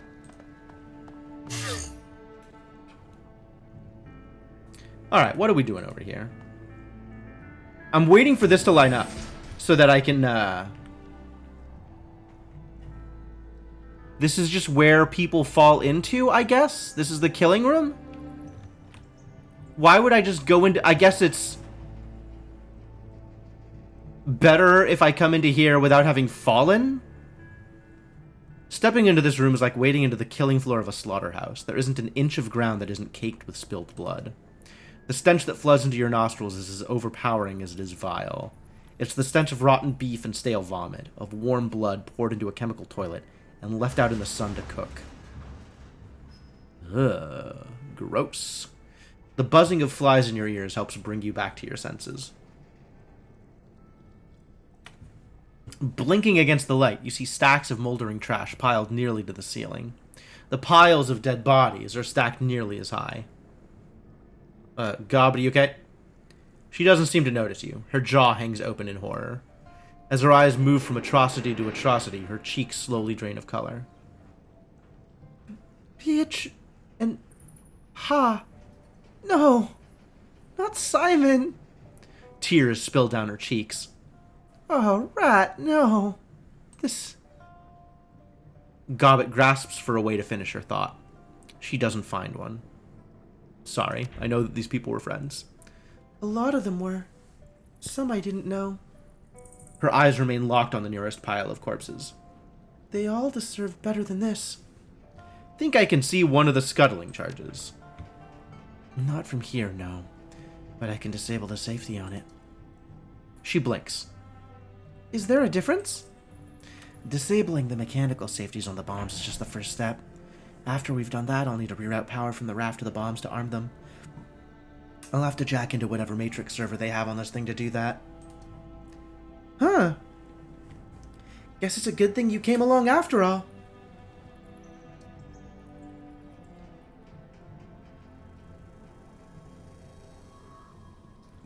She jerks a thumb upward toward the ceiling. I removed the safeties on the bomb upstairs. They're all ready to be armed. I'll leave the rest to you. I'm thinking we should reconsider the mutiny option. It isn't too late to help Cadmus take the ship back. We'd have to find the shipboard alarm to let Cadmus and the others know what we're doing. Could be risky, but we could do it if you wanted to. She shakes her head obstinately. We agreed on what needs to be done, Seattle. Don't back out on me now. Alright. If Gobbet is still firm on it, then, like, this is, you know, her ancestral home, as it were. Like, it means more to her than it does to me. So, I think I trust her opinion more than I trust my own of like, I want to save the people and blah blah blah. Like, if she thinks it needs to be sunk, it needs to be sunk. Good. Come on, you two. Let's get this done. If I step in here, there's going to be rats. There's no way there's not rats in this room. Zero chance.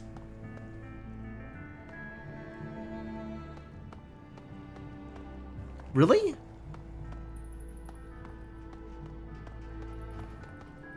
Huh. Alright.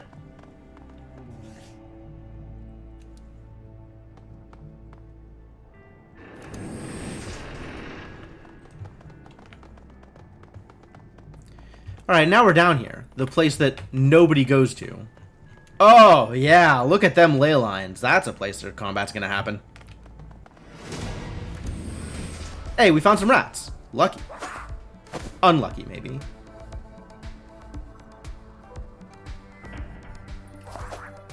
Gobbit, no! Oh, they're coming from behind. That's alright. As long as they're coming after me, I'm pretty happy with this result.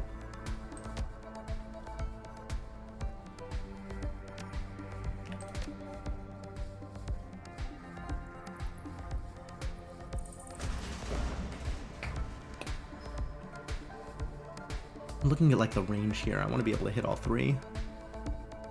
I think I can do that here.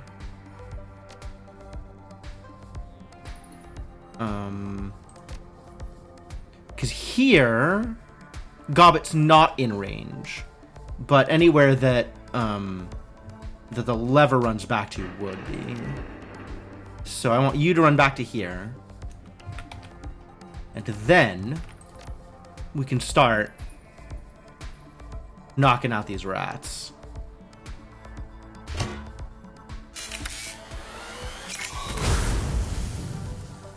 Do it again.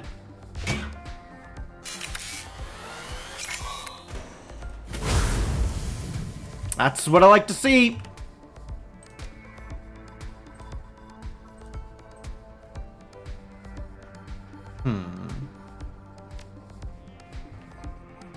Can I cancel? Yes, excellent. Because I want to cover...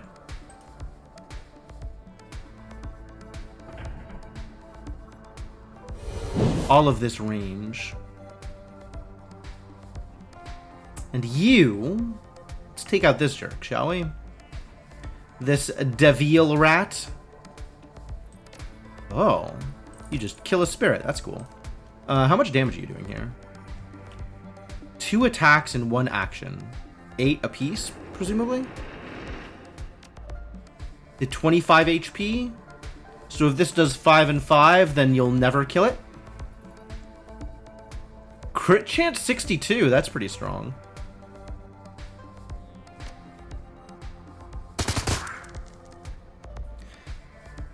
I need to get 2 crits in order to kill this. 2 attacks with less chance for critical damage may hit adjacent characters. Okay, that's probably better. Apparently not.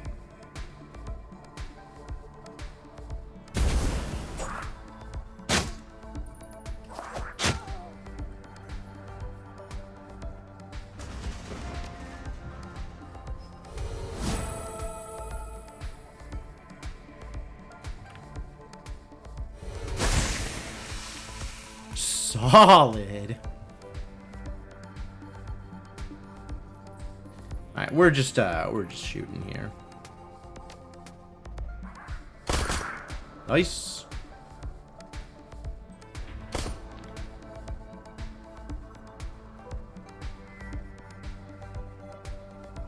Can we kill it? Apparently.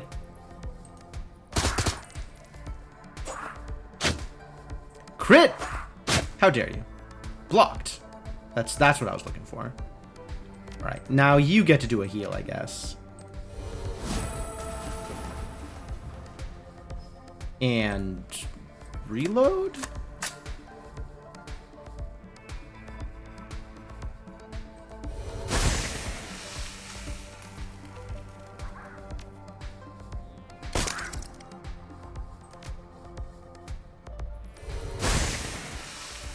How does this rat have so much armor? Oh my god. It doesn't.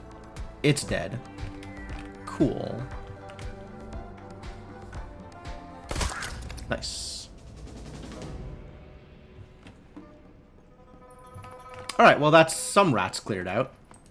Let's keep exploring, I guess. I'm gonna stay away from those ley lines until last, because that's probably where the biggest combat is.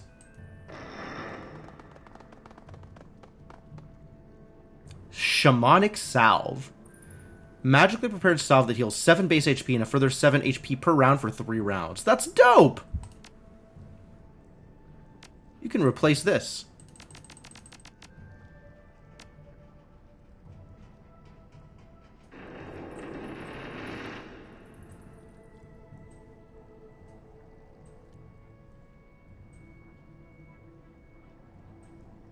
How do I send this to the stash?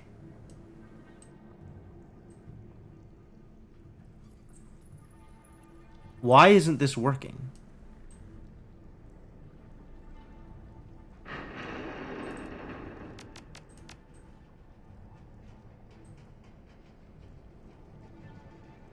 Alright, whatever. We'll just leave it with Gobbet, and if it never gets used, I think it goes back to the stash anyway, so that's probably fine.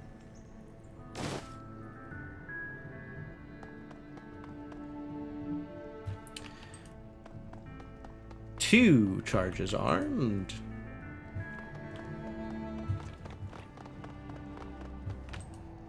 This looks like it goes into that same big central room. So let's head up this way first.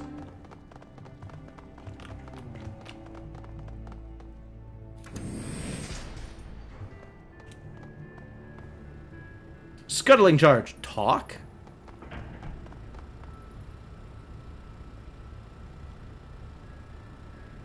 An old relay switch box hangs off the wall. The plastic exterior of the case is broken in numerous places, and a jumble of wires spill out of the cracks. This must be the shipboard alert system, or what's left of it. Your eyes are drawn to a large lever marked alarm. I see. Well, we did say we're scuttling the ship.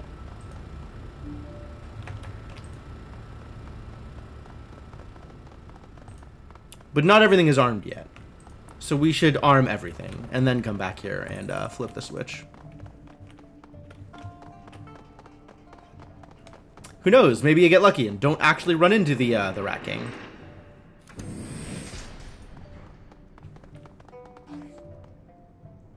Ah, well, yeah, I guess we're just not going in there. I guess we're just not going in there. Okay. Gobbet had a plan. We are engaging in the plan.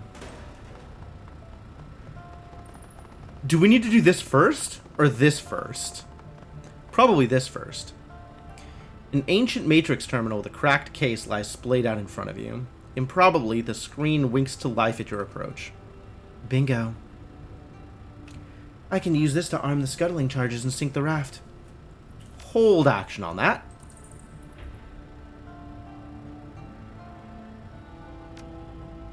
Alright, this is going to be a 2-stage process. I'm going to need to take control of the raft's power supply, then route that power into the remaining charges. Once that's done, I'll arm them and we can send this thing to the bottom of the bay. She claps Isabel on the shoulder. Sounds good to me! I'll be here to provide moral support.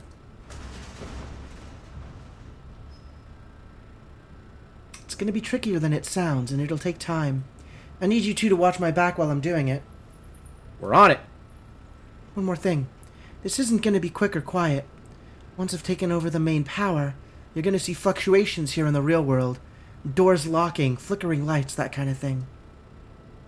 Meaning the Rat King will see it too. Right. So be ready. We're going to have a fight on our hands. Looks like we're fighting either way. Done it. Well, if they know that something is happening, then let's just start with the alarm. Hang on a second. Hey, your call. Just make a decision and stick to it, okay? This raft is a death trap, and I want to go home. I think it's time to set the alarm off, and then we'll go jacking in.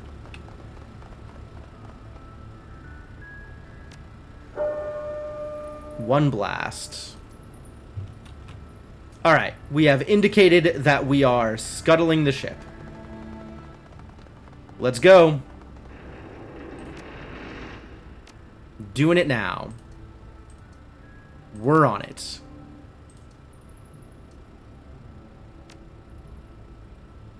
Go, go, go!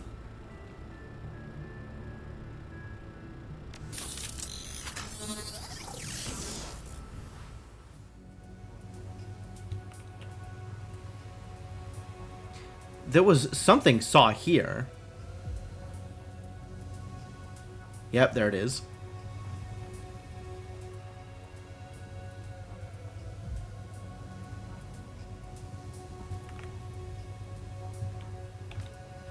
Wow, this is dense.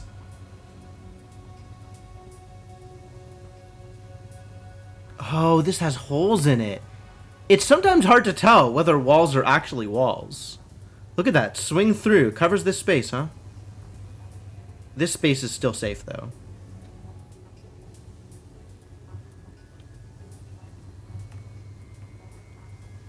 Hit, turn, go.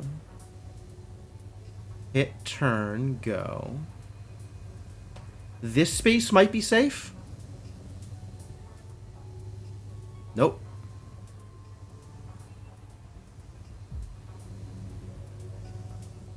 Oh, but I can get up on this wall, I think. While I'm waiting for this to come around.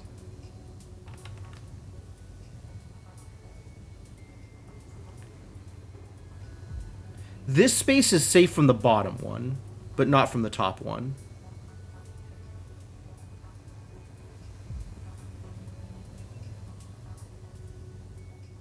I don't think there's any space that's safe from the top one. Maybe this spot specifically, if that's actually a spot.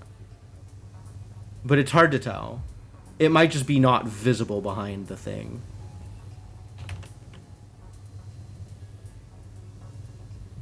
And then there's a thing going in over here. I need to be able to see what's going on this side.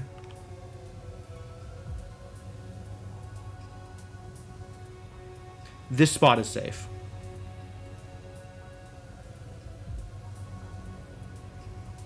Okay, we found one safe spot. We did it. The question is getting there.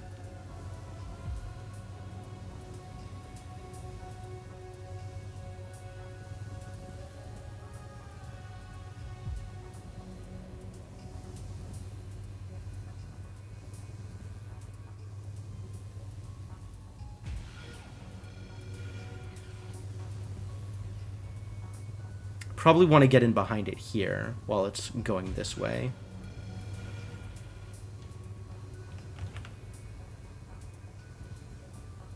Which means I can wait here till it turns.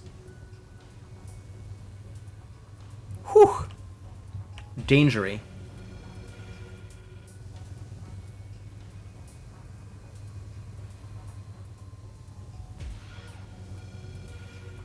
Up. There, up, and then turn around. Is this safe while it's turning around?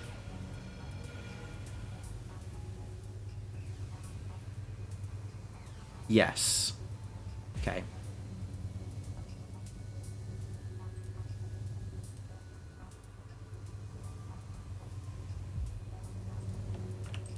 Alright, and then we just follow this person. Get out, get out, get out, get out, get out! Woo!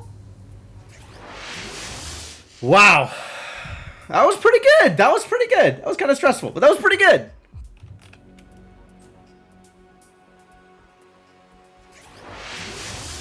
Uh-oh. Well, we found some ice, apparently. I should use one of my ESPs, huh? Make an assassin to kill this thing for me.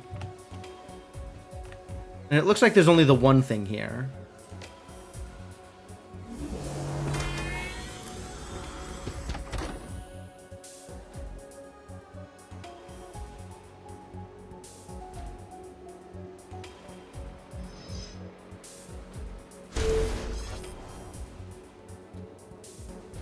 $150. That's a lot of damage. That's a big crit.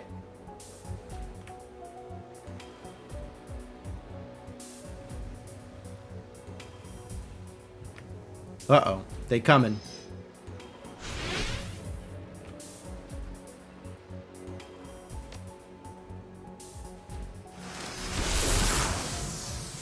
What is this? Boost persona speed by 40%. Oh. It's it's passive. But it is always on. It seems. That's gonna miss. It did not miss. Thrilling.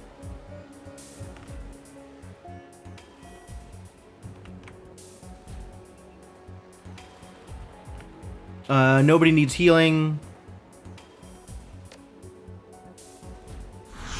I'll increase their chance to hit. And then run forward. System trace +5. Let's see if we can do a suppression here.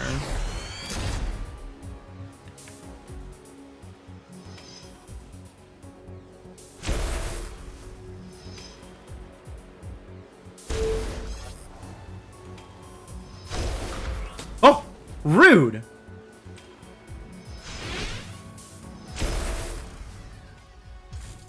All right, we're clear though.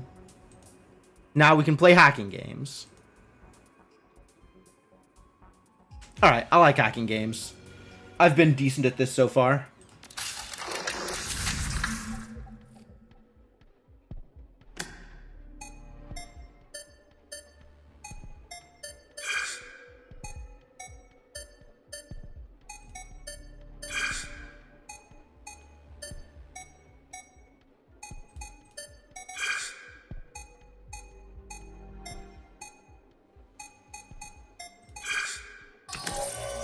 M in the middle.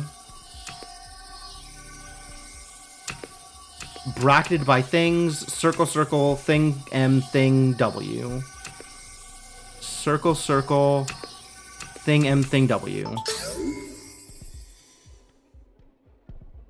Easy peasy.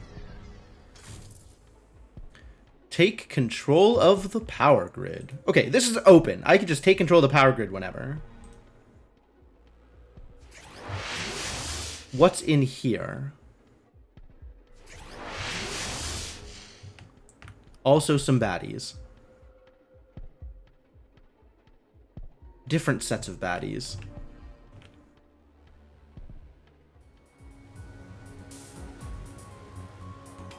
I wanted to draw down on him, but it wouldn't let me. I don't know why. Why is this still on cooldown? That's awkward.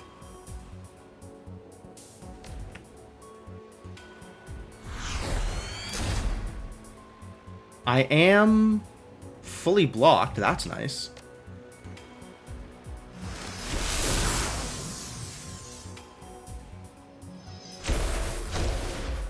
Whoa, it chains?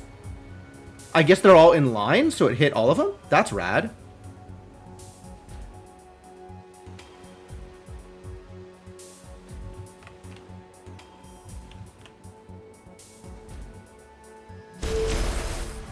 No! Her thing just chains now. Oh, that's super good.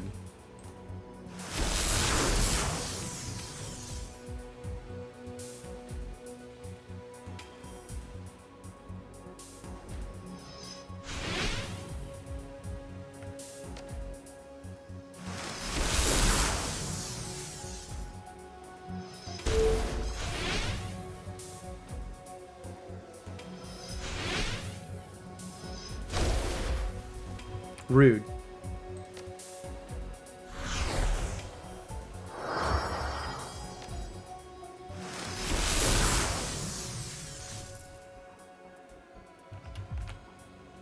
That was a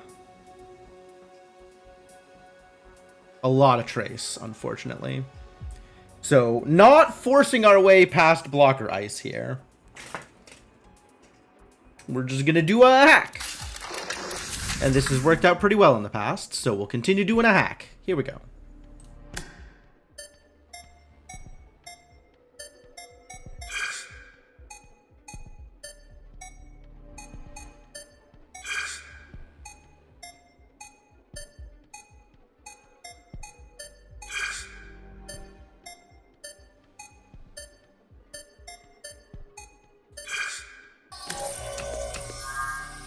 clock.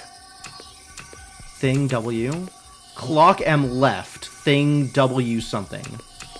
Clock M left. Clock M left. Clock M left.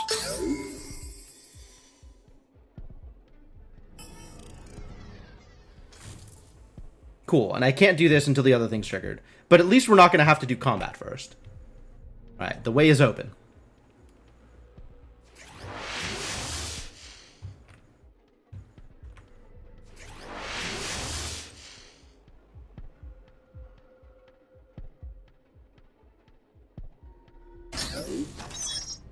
The lights in the engine room flicker. All across the raft, shipboard systems begin to fluctuate and fail.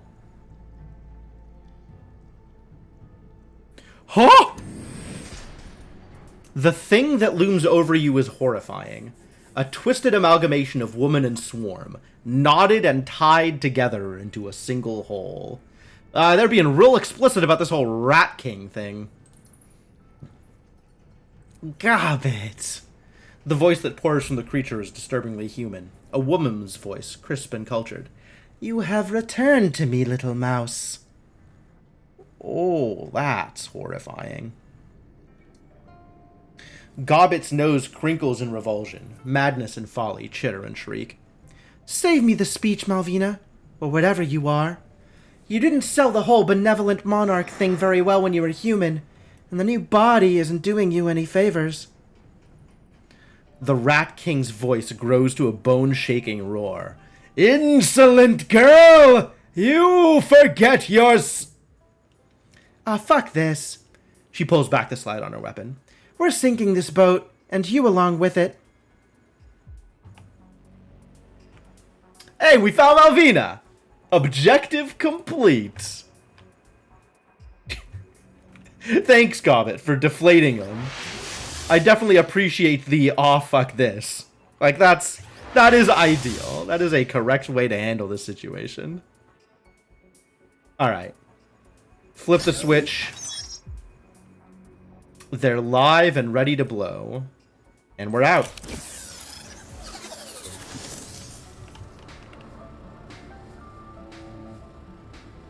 Absolutely summoning a spirit here. Spirits are great.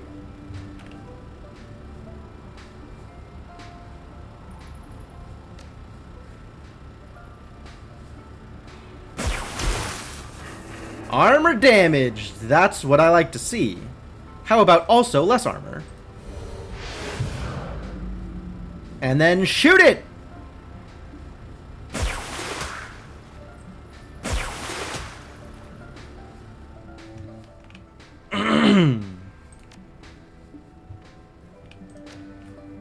Aw, none of these things are hostile spirits? Too bad. What is this? Escape to top deck. Oh, that's convenient. The escape route is just here, huh?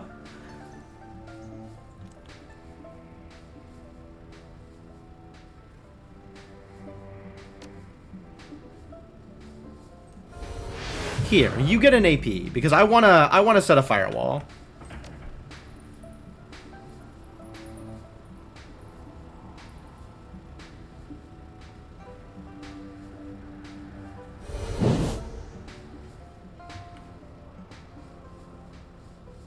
Start running for it.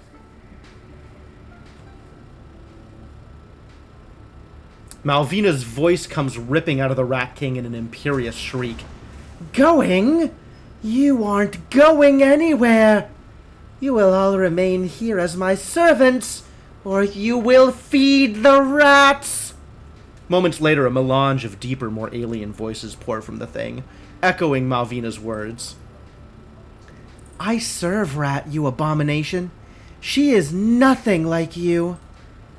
You can't see or hear a ticking clock, but you can feel one deep in your belly. The charges are armed. The sinking ship is going down, and you have to get out.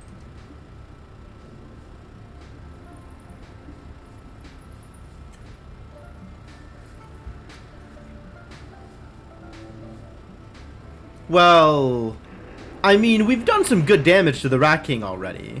It actually seems like we're in a pretty good place to do more damage to the Rat King if we really want to. But, I'm willing to believe that get out is what we want to do.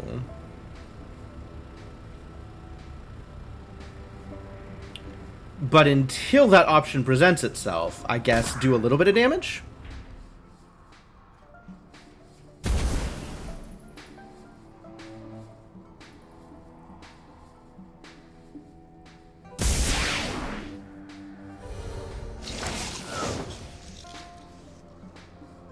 Missed. Missed. Big miss. Very good. Good miss.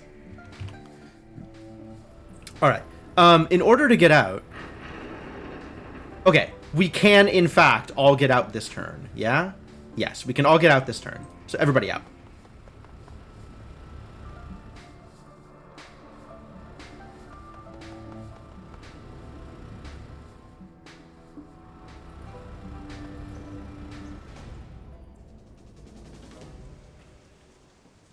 Ship scuttled, apparently. No fighting, just out. Alarm klaxons blare, and the emergency lights flash red. The scuttling charges are armed and primed to explode. Somewhere deep inside the sinking ship, an internal countdown begins. Well, that's that. We've done it. This rust bucket is going down. She slaps the wall with a sneer. Good riddance. And Cadmus and his people should be able to make it to safety, too. Maybe we should hold off on celebrating until we've made it off the raft. Good plan. I know the ducks in this thing like the back of my hand. I can get us back to the boat you came in on. She beckons you toward an open vent hidden behind one of the raft's massive engines. Come on, you two. Let's get the hell out of here. Aren't we already up there? Vents? From up there? Alright, whatever. You slide down the sinking ship's... It's, again, like the physicality of the game, the mechanical representation of the game, not quite matching the description that we're being given in the writing. I don't know, it's like... For whatever reason, people tout this game as the best in the series, which, it's pretty good. Pretty good compared to the other two. I think, like, the second one was a huge step up from the first one, especially in terms of, like, mechanical quality of life stuff. And it spanned a larger story, which was more satisfying.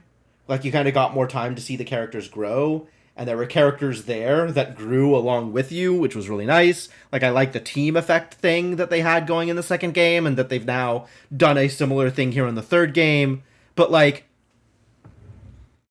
for whatever reason, like, the jury is still out whether this game is better than the second game or not, but it's definitely lacking in polish.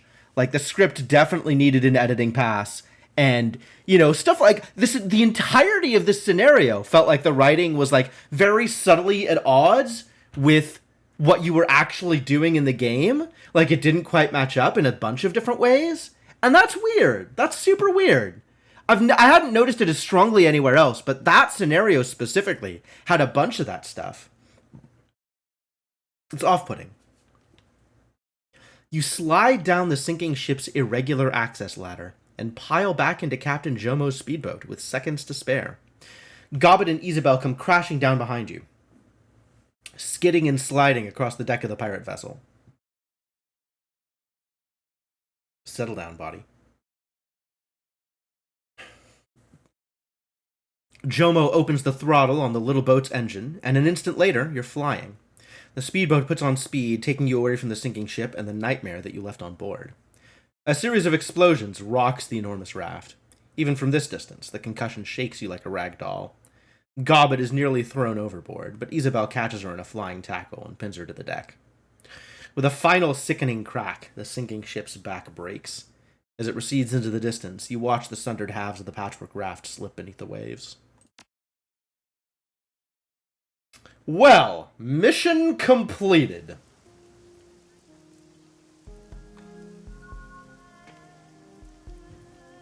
Karma! Your comlink chirps, and Kindly Cheng's rusty voice slides through the speaker. You can hear the sounds of mahjong players laughing in the background. What's going on? It's Auntie Cheng, dear. My, but you sound happy, Auntie Cheng. Oh, I am, my sweet. I'm one step closer to breaking Josephine's saying. I have a lead on the location of the plastic-faced man. The man we saw in the surveillance footage meeting Raymond Black at the tea house on the docks. Ooh, how'd you get it? I'll explain everything in person. Come see me and we'll talk. Alright, well, time to go see, Auntie Cheng. Experiences increase your ability to operate in dangerous situations. Yay! More AP. That means my enemies also get more AP. I don't know if this means enemies get multiple actions per round, but they do get more AP as far as, like, being stunned is concerned. Which, to be clear, blows.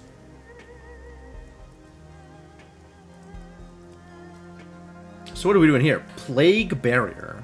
4 heavy cover barriers that last 3 rounds. Anyone that enters takes 14 HP and 1 AP damage. Gobbet now carries a Devil Rat Spirit Fetish in her standard equipment. No, I love the area control. Absolutely taking territoriality. Give me that Plague Barrier. This should mean, actually, that higher level spells are now available also. So we gotta go check out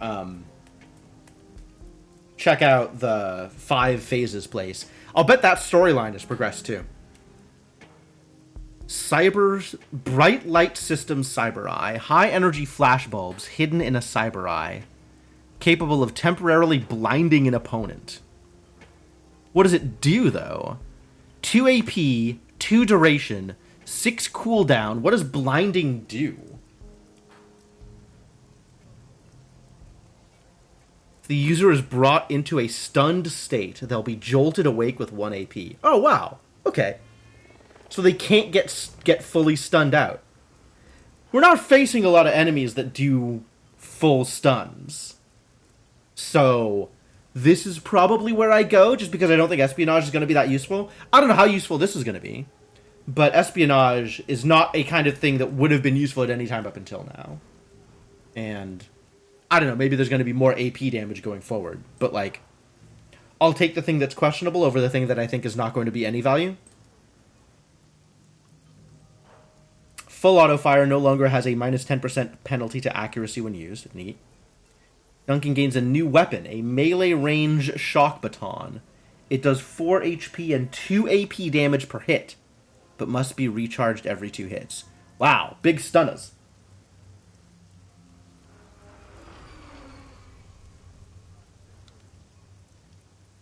He's actually, like, him and Gaishu together, I think work really well. Because he gets to do a bunch of AP damage, and then Gaichu has that coup de grace ability. I like this. I don't know that I'm going to get the chance to use it, but I like the idea. That sounds very cool. Augment Stance Metal Cover Bonus. Gaichu's Metal Stance now provides a light cover bonus, preventing critical hits in the open. Wow. Gaichu excludes a cloud of diseased spores, damaging nearby enemies. Base damage 16 with an ongoing 3 HP and 1 AP damage for 3 rounds. Holy balls! Yeah, crit me. I'ma poison your ass. Predator. All of Koshei's firearm systems now pierce up to 2 armor. Dope. Raker's drone Koshei gains clawed feet. This causes all attacks on the melee systems to bleed targets for 2 damage per round. Also dope. Wow. Well, I'm already pretty much all in on the melee, right? Like, +1 movement versus +1 accuracy. Like, let's keep leaning in on this melee business. The 2 damage per round bleed is very similar to a 2 armor pen. Very similar. Not exactly the same, but very similar. And it's on the melee, which we're doing more melee anyway. That sounds great. Okay, so territoriality is selected. Sabotage is selected. Crowd control is selected. Ghoul is selected. And Mangler is selected. Confirm all.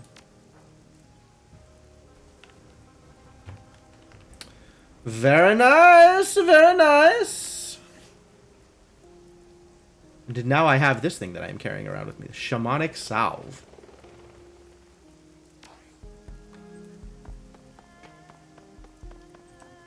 Anything else I need to be carrying around with me? I don't think so. Alright. To the combat place. No, wait. To Law. First to Law. Always double check with Law for reasons. I don't think I have good reasons here, actually. Law raises his VR goggles as you approach. His eyes are deep brown, surrounded by premature wrinkles. He squints in the light, blinking. He seems at a loss for words. What? What's going on here? Hey, the lever. His voice is subdued. I just wanted to say I'm sorry. I didn't mean to put anyone in danger. Lesson learned. Don't worry about it. He pulls his VR goggles back down. I guess Shadowrunning's a darker business than I thought.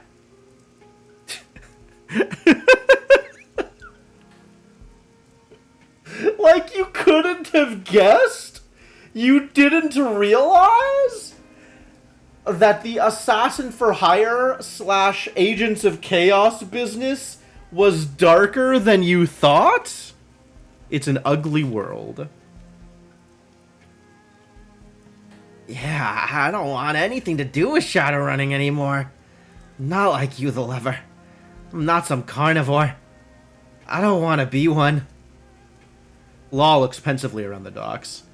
I want to get out of here, the lever. I want to get onto something bigger. Rain drizzles. Torn tarpaulins flap weakly, and docks creak. The odors of garlic, sizzling fish, ginger, onions, raw sewage, and industrial effluent mingle in the heat. Phew, what a melange. This place is kind of a shithole, isn't it? The dead fish and acid rain really tie it all together. Like you said, it's a stepping stone. Yeah, it is. And dealing tech is how I'm gonna get out. Guess that makes my strategy clear. Law breaks into a rascally grin. Welcome to Law's Technology Palace, the lever. What useless junk can I sell you? We'll see you later, Law. Watch out for yourself, carnivore. Long live the boom! Is that what I am? Am I the boom? Do I bring the boom?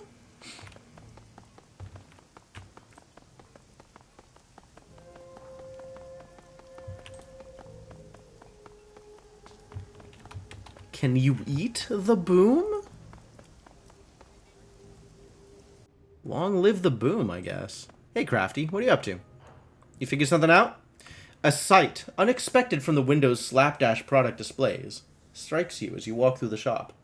Everything is clean. Unusually clean.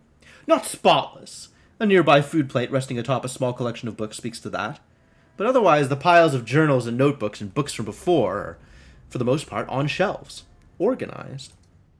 The shopkeeper is nowhere to... I'm literally talking to her right now.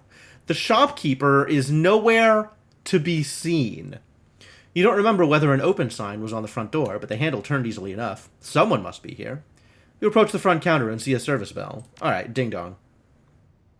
You hear a thump, followed by a loud, "Shit!" Crafty leaps up from behind the counter, rubbing the top of her head, a duster in her other hand. Her eyes widen when she sees you. The lever! You've been busy. I feel like I've walked into another dimension. Crafty waves your comment away. I was getting hounded by some of my regular patrons, and maybe a sanitation officer or two. You see the urgency in her eyes as she leans forward. That doesn't matter. The lever, I found it! The thing we've been searching for. I know what's happening inside the walled city. Okay, well, tell me. She takes a breath. The Yama Kings. They're real. Oh, that's a big leap from imaginary monsters. Crafty's eyes hold your gaze with an unshakable intensity. That was my best option. All of the others were like, bullshit. Which, no. If she says it, I believe her. She's very serious about this business. I'm serious. See? She's serious. You know me. I'm the last person to start believing in Santa Claus, much less my mother's ravings. But this is solid. The Yama Kings are real, and they're coming. She lays her palms flat on the counter, almost breathless. They've been on their way to the walled city since the place was built. The dreams, they're portents of their coming, omens manifested as dreams. Still. Just think about it. The strange things we've been dreaming, the sensations, the hunger. Asleep or awake, it affects us all the time, anywhere. The connection? We're all in or near the walled city, itself a beacon for disaster. Something or some things have noticed the city, and now we're noticing them. I like how now that she's dropped this bombshell on me, my choices are actually just sell me something. Actually, I'm leaving. Or yes, continue the conversation. Like, why do I have this eject button in the middle of the conversation? This is absolutely them. She's got a ton more to say. It's been the Yama Kings all along? Not quite. I don't think the Yama Kings are the cause of the walled city's corruption. They're the effect. Something in the walled city has so polluted the feng shui of the place that it's acting as a magnet for malevolent astral beings. Yeah, something or someone named Josephine Tsang. Mom was right. There's something at work in the walled city. I don't know if it's a curse or something else, but there's something deeply unnatural at work in that place. Her words shake. I'm so sorry, Mother. I thought I was closing my eyes to your madness, but all I did was prevent myself from seeing the truth, from seeing what was unfolding right in front of me. Are these beings what broke your mother? The Yama Kings weren't directly responsible for Mom's corruption. It was caused by the root problem, that which attracted the Yama Kings to the city in the first place. The poison at the bottom of the well. Whatever it is, it's been there from the very beginning, and it's in no way natural. People did this. Your mother sacrificed a lot for her research. I know where you're coming from, the lever. But my mother still allowed herself to be corrupted. She put herself in the way of evil, and it took her. Not a second thought for anyone else. Her research has given us valuable resources. I'm glad these journals, these pieces of her mind, can be used to arm ourselves against the Yama Kings. The knowledge it's given us will help in the trials to come. This needs another line afterwards. But I still don't forgive her for her sacrifice. It's weird that considering how kindly Chang wants to get rid of Tsang, she'd be considered one of the good guys. I mean, she's on my side, so she's as good as they get. I think it's the point of Shadowrun that nobody is a good guy. But some people are not explicitly evil. Some people aren't out to hurt other people for personal gain. Or for funsies. It's great. Not my ideal setting. I can work with it. It's definitely one in which you can tell a good story. But, like, I like the full range of humanity on display, as opposed to a setting where anything compassionate is just off the table. Anyone actually being kind is effectively committing suicide, either literal or figurative. The Shades of Grey is interesting. Oh, sure, absolutely. I just prefer the Shades of Grey to cover a bigger spectrum. Like, you can have dark gray in a setting that also includes lighter gray, instead of starting at 50% and going all the way into black. Can the Yama Kings leave the walled city? That is a good question. Why would they? The curse, or whatever it is that's attracting the Yama Kings to the walled city, has turned the city into an ideal hunting ground. With a practiced sweep of her hand, she tucks a strand of hair behind her ear. A foggy handprint slowly disappears from the counter where her hand was pressed. Have you heard of terraforming? It's an old science fiction idea. You make a planet, like the moon or something, into an Earth-like environment to support human habitation. That's what's happening in the walled city, only in reverse, and on an astral level. I think that pent-up toxic chi in the walled city is turning the place into an extension of the Yama King's home plane, making the environment there hospitable for them. They won't range beyond it for the same reason why you wouldn't leave a bathysphere in the deep ocean. But as we've seen, that corruption is spreading. It's already starting to seep into Heioi. If left unchecked for another 30 or 40 years, who knows what might happen? Let's backtrack for a moment. This is big. Huge. Huge! At your words, an unusual mood washes over Crafty. She raises her hands and grips her tattooed arms, hugging her chest. Please, the lever. You have to stop it. This evil. For yourself. For my mother. For every man, woman, and child in the walled city in Heioi. Nobody outside of our community will take care of this. They're already written people like us off. If what is happening here is to be undone, we have to be the ones to undo it.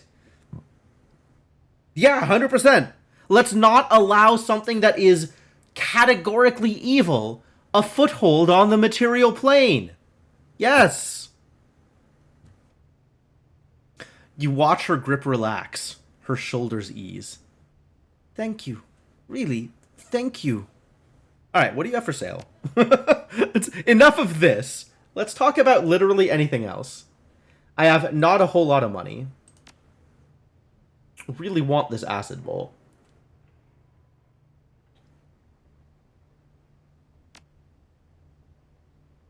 There is new armor.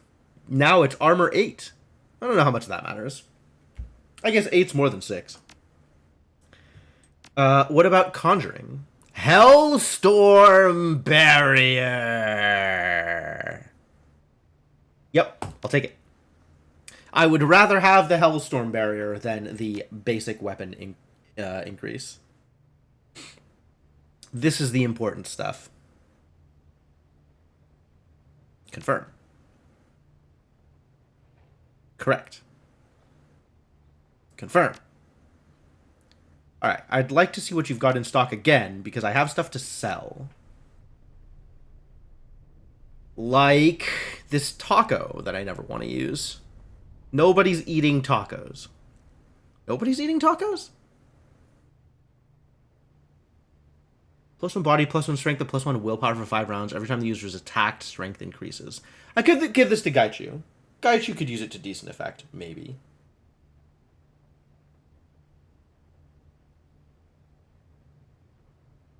All the other stuff, though, can probably go. HE Phosphorus Grenade. Well, that's sick, actually. Maybe I'll keep them. We'll give them to Duncan next time we go out with Duncan. Alright, well, I could use all that, so I guess I'll leave it around. What I can also do, though, is sell items, equipment. I can sell the fire barrier, because I have the Hellstorm Barrier. Oh, Hellstorm Barrier requires 2 AP. Hell. I guess I'll keep them both. I guess it's a little more situational. It's not just strictly better. Too bad. I was hoping for strictly better. Alright, we still need to get the next level of Acid Bolt from her. And then we need to buy better armor. In that order.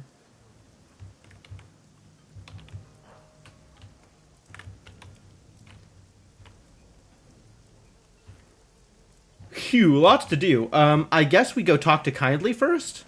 Not first. Kindly is the next thing that we're doing. The next major event that we're doing. But in the meantime, we're going back to the boat and talk to people on the boat. It's boat time! It's talkies time! Let's go talk. Starting with the computer. Always talk to the computer first.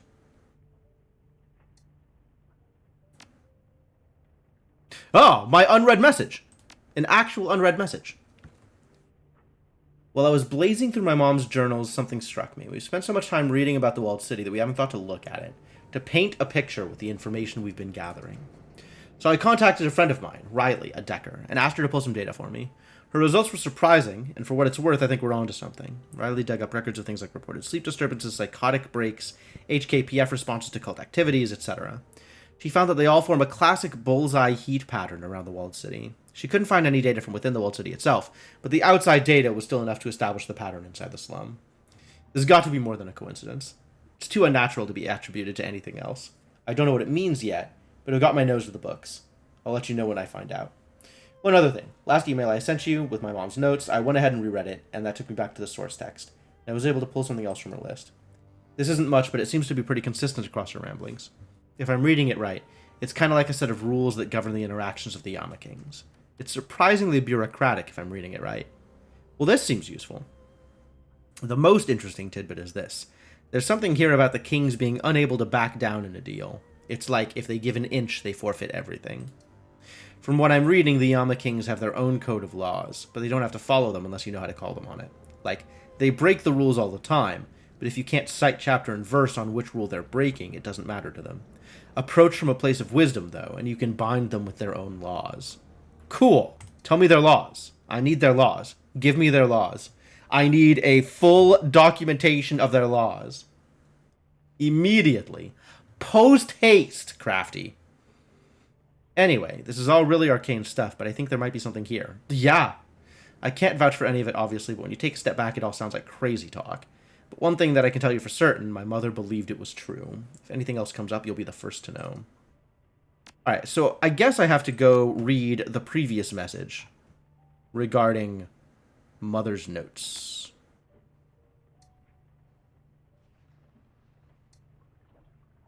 They cannot lie. My list is growing. A true name and a false name. To call them on their lies is to make yourself invincible. They fear the feathers of unborn chicks. Once a deal is brokered, it cannot be unmade.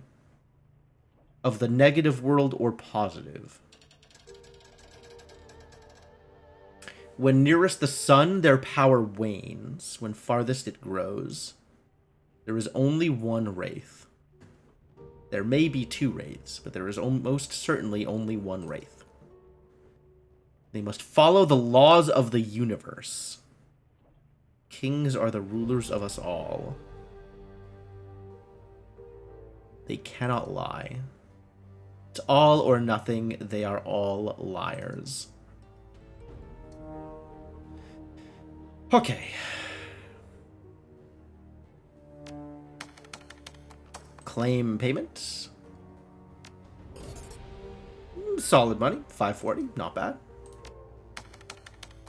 Do I have any pay data? I do not. Not like I earned anything on the sinking ship. Should have known.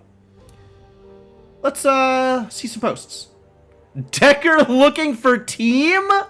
Oh, things have gone backwards now. Explosions in Eastern District. What's up with all the explosions rocking the Eastern District? My walls were just shaking. Word has it Shiawase has a secret lab tucked away in an old industrial building out here. I'm guessing the rumor's true.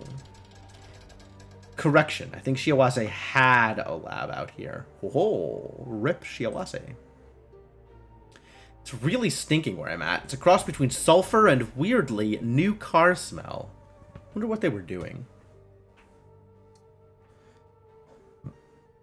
Better put on your gas mask for good measure. Fair enough. Decker looking for team.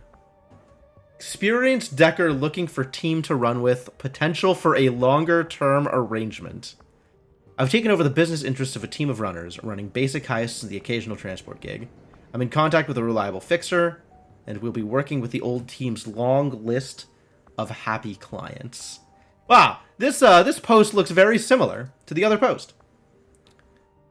Requirements. You must not take experimental stims during runs. Oh, this is the same list. You must listen to your Decker when your Decker says, I don't have control of that turret yet. Good sense of humor optional. Oh no. The saga continues. What happened to Gimme Some Nuyen? I recognize this ad. It's his boilerplate. His team was always looking for a new decker. What the hell happened? Well, if you looked at the list of requirements, you might be able to figure it out. See that fourth item on the requirements list? Ah, shit, that's nuts. All of them gone? Muffin Top Ninja? Captain Scone? These goddamn forum names. I'm gonna break some heads. All of them. Even Explodey Sue. I hardly got to know them, but they were good people. What a terrible loss. You had no idea who you were running the shadows with, huh? Everybody was a great war hero. Tough as nails. Could have tipped the scales for Taiwan if she hadn't knocked herself out with the force of her own mana blast at a crucial moment. What? No shit? Gets better. Muffin Top Ninja was one of the most revered martial arts masters in the JIS until his health began to fail. He was well known for his self-deprecating humor. And Gimme Some Nuyen was a great philanthropist. Every cred he earned, he poured back into helping the indigent population of the walled city where he grew up. Holy crap, this is a lot. And Captain Scone? Kind of chuckled at his name, but now I'm thinking there's more to it. I'll say he was a Scottish separatist who campaigned tirelessly for the restoration of his country. When his activism drew too many enemies, he fled and became a pillar of the Scottish expat community in HK. As for his name, think Stone of Scone. Stone of Scone? Is that a thing? What is Stone of Scone? Hang on.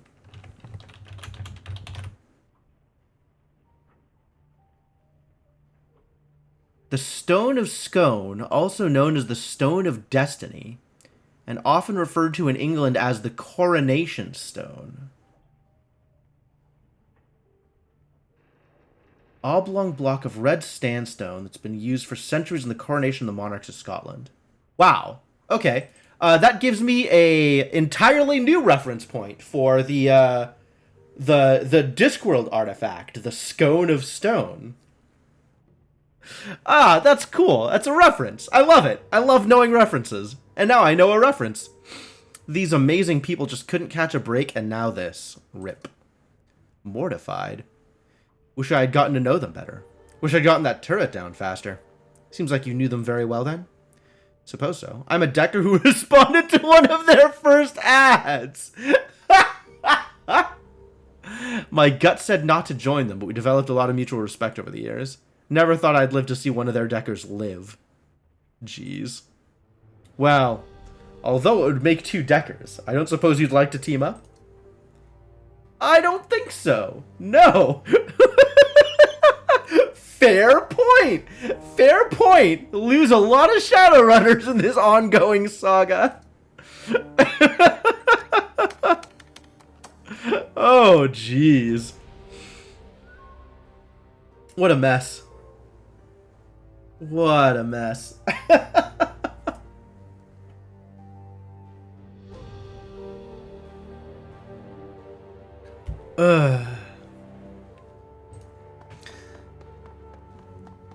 Let's go talk to people.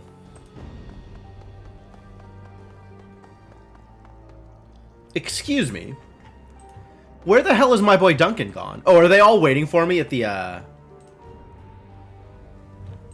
They're all waiting in the Mahjong parlor, aren't they? Okay. To the Mahjong parlor. Let's go talk with KC.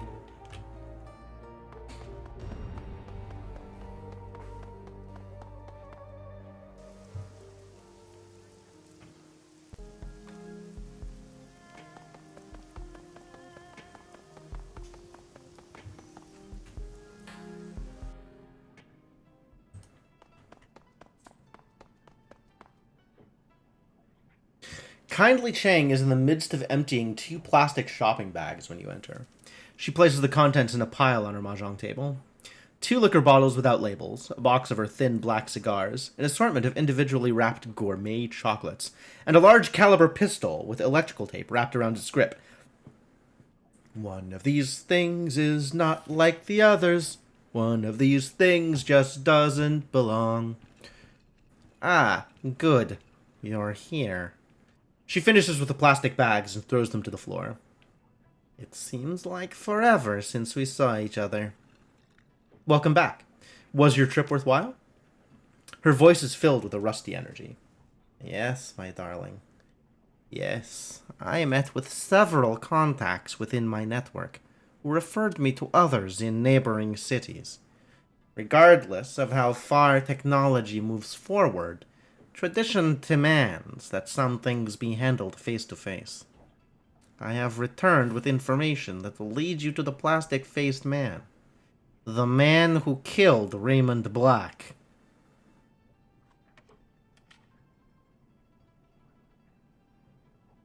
Raymond Black isn't dead. Whatever. Excellent. While you were gone, we uncovered a relationship between Josephine Sang and Raymond Black. The Triad woman's eyes narrow. Did you? And what was it you uncovered? He's fiction. We made it up. This is straight from the show with what's his face, the dude who played Riker. That's very funny. It's fiction. We made it up.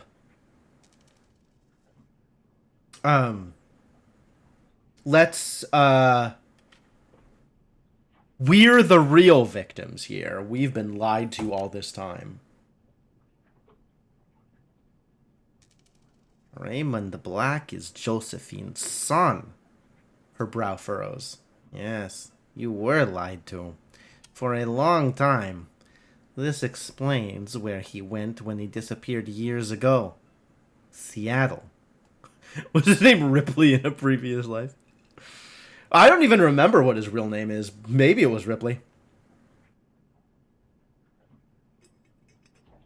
What happened? I don't know. Just that he went missing after Josephine completed rebuilding the walled city. That was in the early 30s. Her face twists into a mask of disgust. You realize what this means, don't you, my sweet? That inbred little goat whore was cold enough to have her own son executed. Yeah, okay, fair enough. Inbred little goat whore. All right. Points for creativity. Even more reason to find the plastic-faced man. What have you found out? Everything you need to move forward. She grabs a bottle and opens it. I know the identity of the plastic-faced man. His name is Lee Tai Lung, and he's an independent contractor, a trusted, deniable asset who handles all of Josephine Tsang's more delicate operations, off the books and away from the public eye. The plastic-faced man is her shadowy right hand outside of the corporation. Cheng doesn't bother with a glass. She takes a long pull off the stinking bottle and wipes her mouth with the back of her hand. And I know how to find him, too. I've made contact with an information broker, Zhao Zi, who works out of an abandoned night market in Shek Kip Mei called the Xing House Court. It's not hard to find. She takes another pull on the bottle. Zhao Ji has gained access to the plastic-faced man's complete itinerary. Where he'll be, who he'll be with, what sort of security he'll have. The works. She grins, glassy-eyed. You can use it to perform an extraction. Grab him and find out what he knows. Did you find out why Lee has a face made of plastic? It's not just his face. Lee Tai Lung's entire skull is synthetic. He's designed himself to be the perfect corporate operative. He's installed a unique piece of headwear, you see. It allocates and compartmentalizes client-related memories, so that they can be erased upon the completion of a job. And as an added security measure, this cortical implant will wipe his memory if it detects that he's been captured. Oh, that sounds like a problem. Get the feeling that Cheng often looks like the proverbial cat that caught the equally proverbial mouse. Yes, absolutely. I agree. I think the most comfortable expression and probably most common expression on Casey's face is smug. She gives really good smug. So we need a way to circumvent the implant. Exactly. Unless you can find a way around the cortical implant, you'll have no way to extract the information he has and figure out what happened to Raymond Black. She circles the mouth of the bottle with her finger. Now, I've done my part in this, my darling. You need to find a way to neutralize that device. Isabel interjects, her voice breaking slightly as she speaks. I know a way. I've heard of something like this before. I met someone in the Matrix who had to shirk a similar memory wipe implant once. It was a requirement for a big job, and she pulled it off. Are you speaking from personal experience here, Isabel? Keep talking. Her handle is Dreamland, and I know where to find her. All that we have to do is convince her to give her up the secret of how she did it. Okay, well, we've got a plan. Isabel and I will go see Dreamland before we hit the information broker. Then we grab the plastic-faced man. No matter who you choose to help you snatch this guy, I'm gonna be there when you extract the information from him about Raymond. Wu crosses his arms across his chests. Chests? That should not be plural. And tilts his head towards you. You got it, Jim. We should all be there. Gobbet's eyebrows arch high. I know that I want to see this. Very good, my darlings. Now, listen to me. After you get what you need from the plastic-faced man, I want you to end him. Understand? The Triad boss taps the table with her finger. I need to send a very clear message that this is what happens when you mess with Kindly Chang's operations. With Kindly Chang's people. Josephine takes Nightjar. I take her plastic-faced man. Once you snatch the plastic-faced man, Sang will know something is happening, and events will unfold very quickly after that. You'd best close out any pressing business you have before heading to Shekipme to see Xiaoji. Do you understand?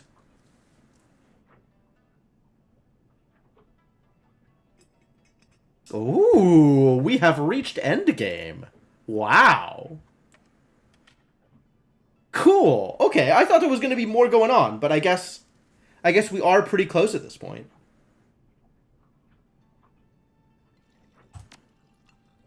Business is business, my darling. Kindly Cheng raps on the mahjong table with an imitation ivory tile. And the business has been good since you arrived. Cool. No time for runners now. I have other business to attend to. I'm sure you do. Okay, so I still have a bunch of jobs that I can take, right? There's still plenty of work for me to do if I want to. Or I could just bum rush the ending. We could just move on with our lives. It's a thought. I think I want to get enough money to get the next thing at the shop. So I probably need to take at least one more job before that happens. And I want to talk to people and see if anybody has like a personal storyline thing, because I do want to do all the personal storyline things. I think those are more interesting than the other stuff, and I think they're worth doing. I think like seeing each individual storyline through to the end is probably worthwhile for me.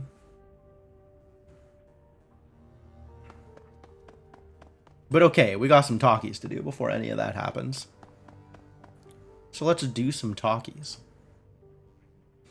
The clanking of metal, followed by grunts from hard exercise, erupt from the hatchway of Wu's cabin. The first thing you notice when you enter is its renewed cleanliness. Oh, good, he's over his depression. The food cans are gone and his equipment is neatly laid out on his bedding. Everything is in place. The next thing you notice is the smell. It's like a middle school locker room in July. What, smells like air salon pest or something?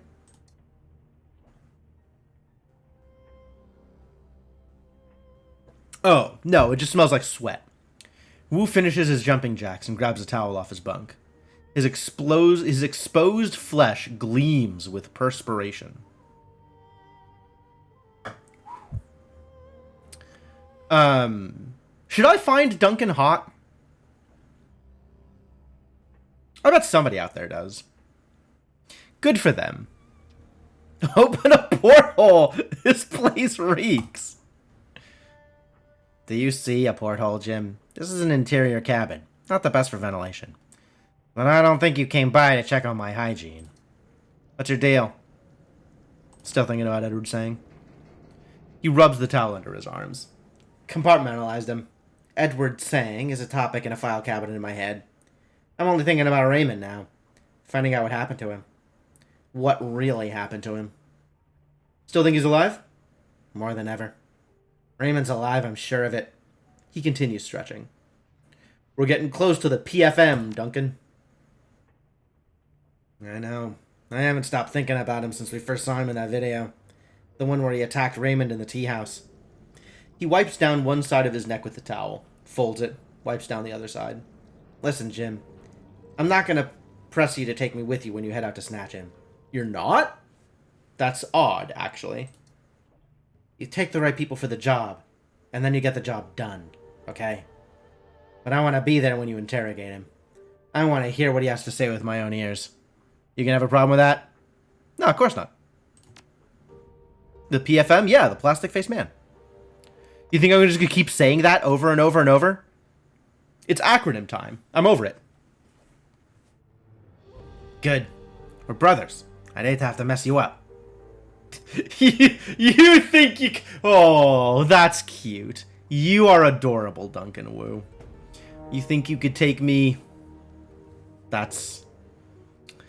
Keep on dreaming, Buster. Like I said, you can take me with you on the run or not. It's your call. But I intend to be there for the fun part. Easy, Duncan. This is about Raymond, not hurting people for kicks.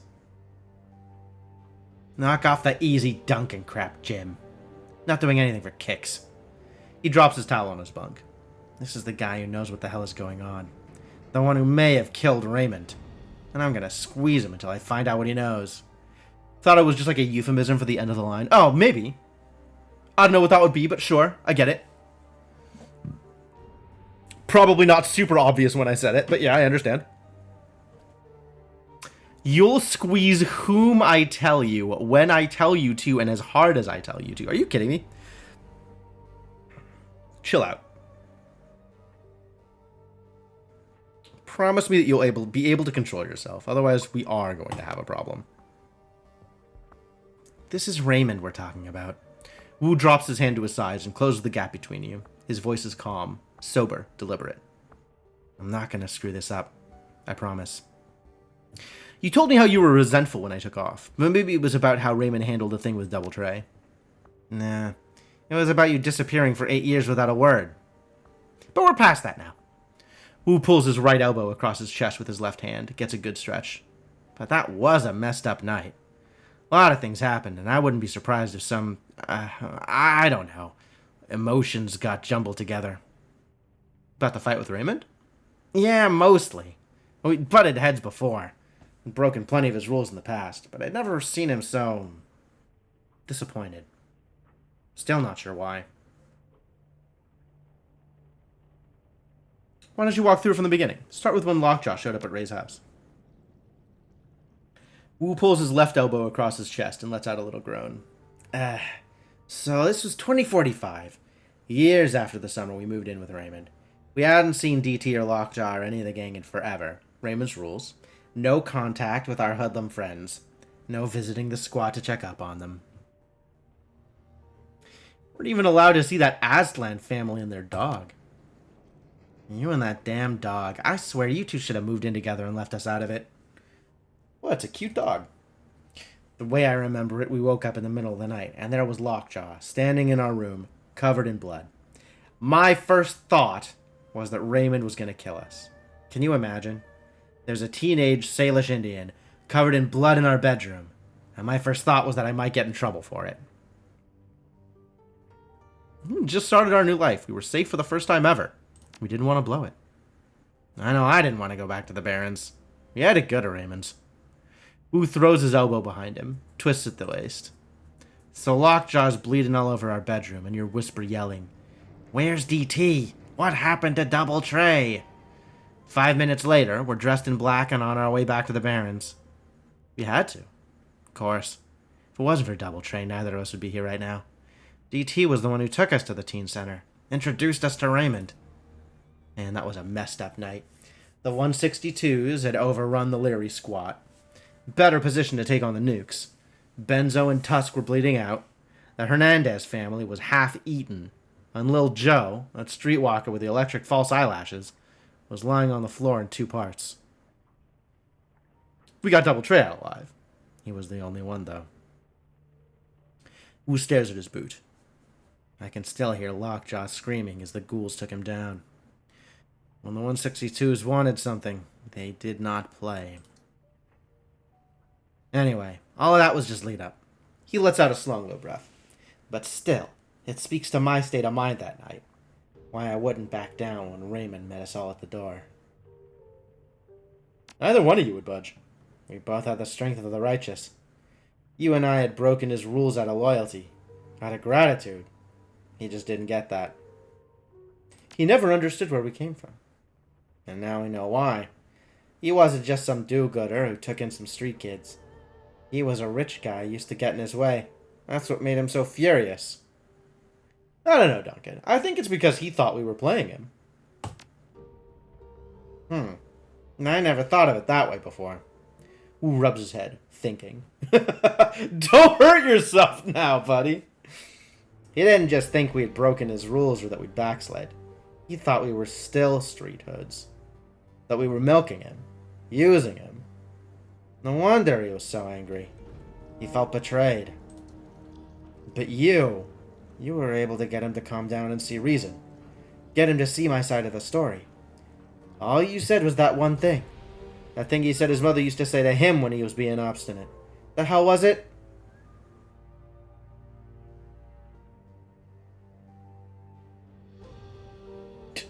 Okay, sure. I mean, these are all the same thing, but sure. This one, I guess.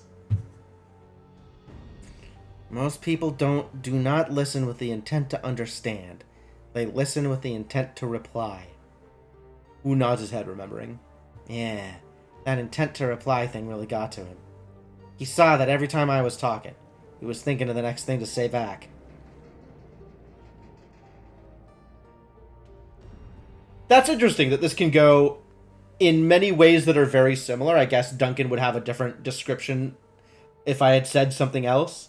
Like, each of these are plausible in this situation. All of them good advice, too.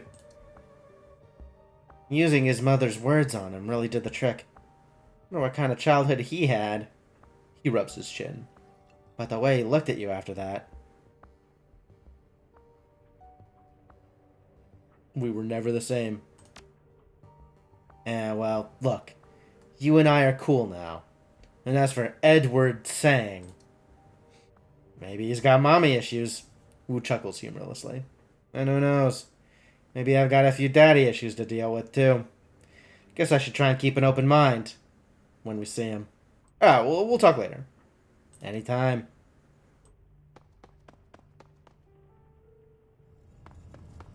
Alright, Isabel, what do you think about the sinking ship?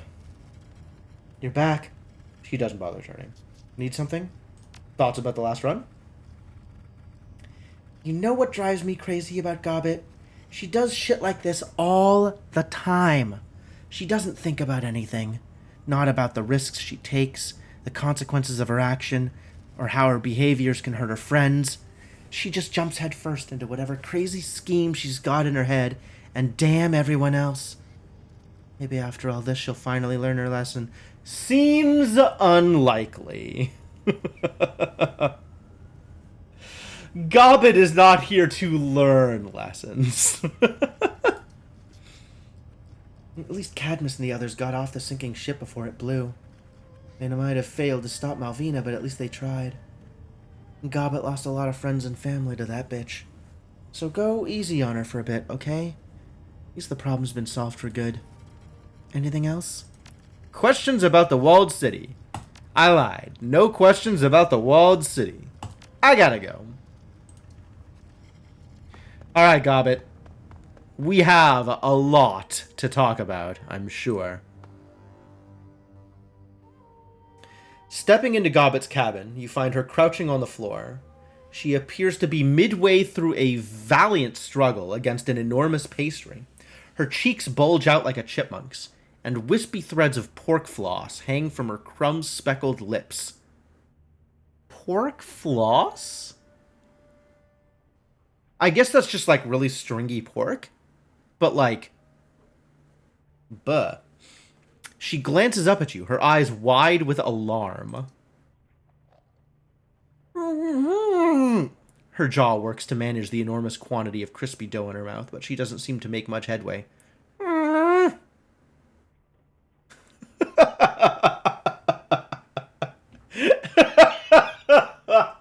Between the two of you, my money's on the pastry. She struggles to move her jaw, but her mouth is stuffed too full for her to make much headway. She gestures feebly toward a pitcher of water on the ground near your feet.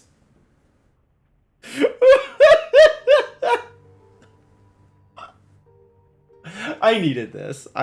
This game needed some comic relief.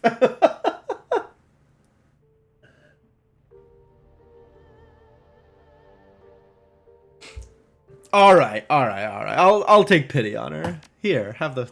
She tilts back the pitcher and sucks down its contents. As the water pours into her mouth, she's slowly able to work through the food stored in her cheeks. Finally, she lowers the water pitcher, coughing. Okay, yeah. Note to self, the pastry terrace on Prince Edward Road makes him dry. She takes another swig from the pitcher, grimacing. Moist green apple and jellied trotter my ass. That thing was like a desert made of pig.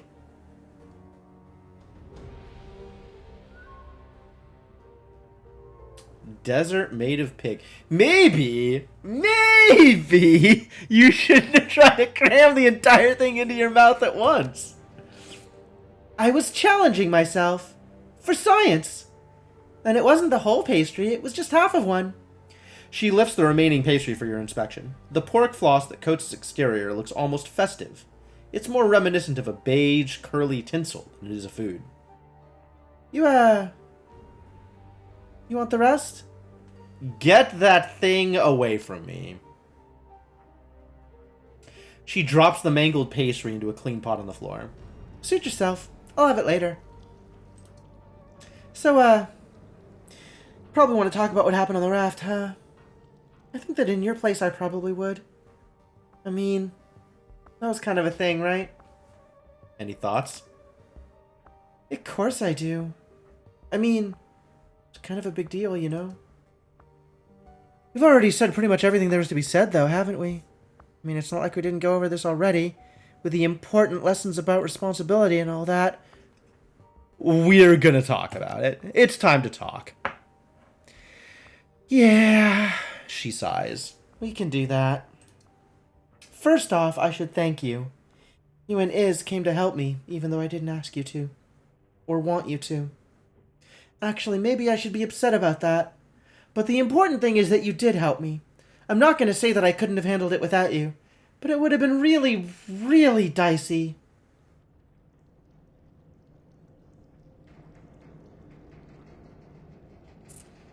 I don't think you could have done much, Gobbet. Not after seeing what Malvina had turned the lower level into. I don't want to argue about it. Let's just say that it's a good thing you were there.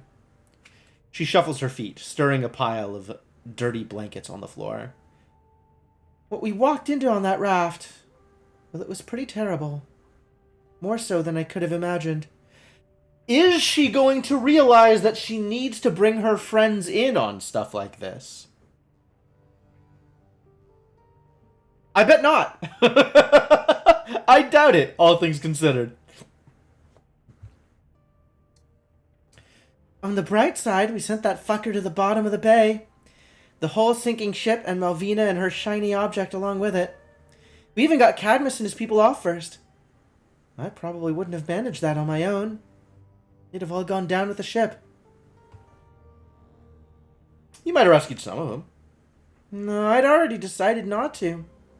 Before you and his showed up, I'd pretty much made up my mind to scuttle the raft and send everyone on it to a watery grave. Probably wouldn't even have felt bad about it afterwards. I mean, who would have been around to tell me I was wrong? Nobody. That's who. 'Cause they'd be dead. Holy crap! That is some incredibly delusional thinking. Kind of makes me think.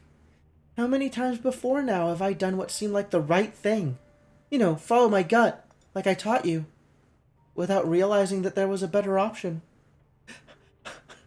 How many times? Gobbit. Literally every time. 100% of the time. Gobbit needs a minder. It's a good thing she's got me. This whole introspection thing kind of sucks, I gotta say. She looks up at you, scowling.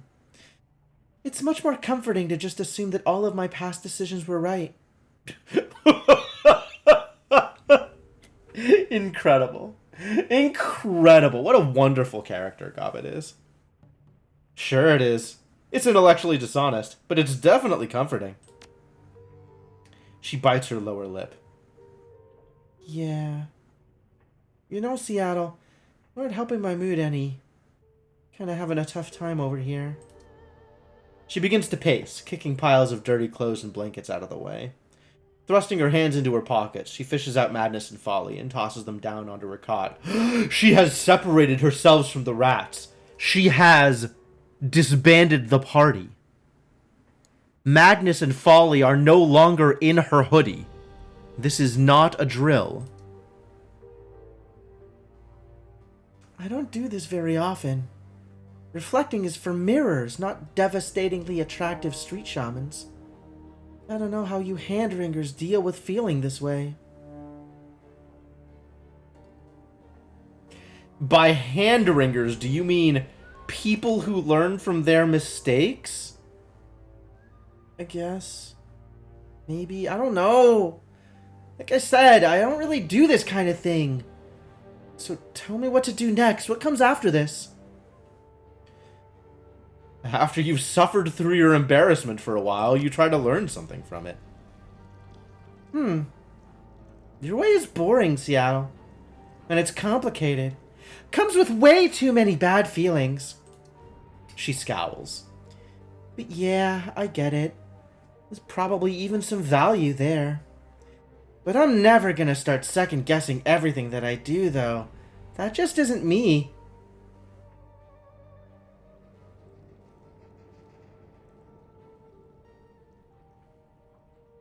Good. Because that would be dumb. I'm actually not sure how to feel about this.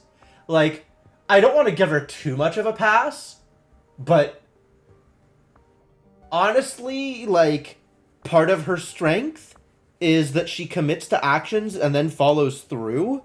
Like, hesitating gets you killed out here, right? There is a balance to be struck here. And I don't know that this necessarily leads her to strike that balance.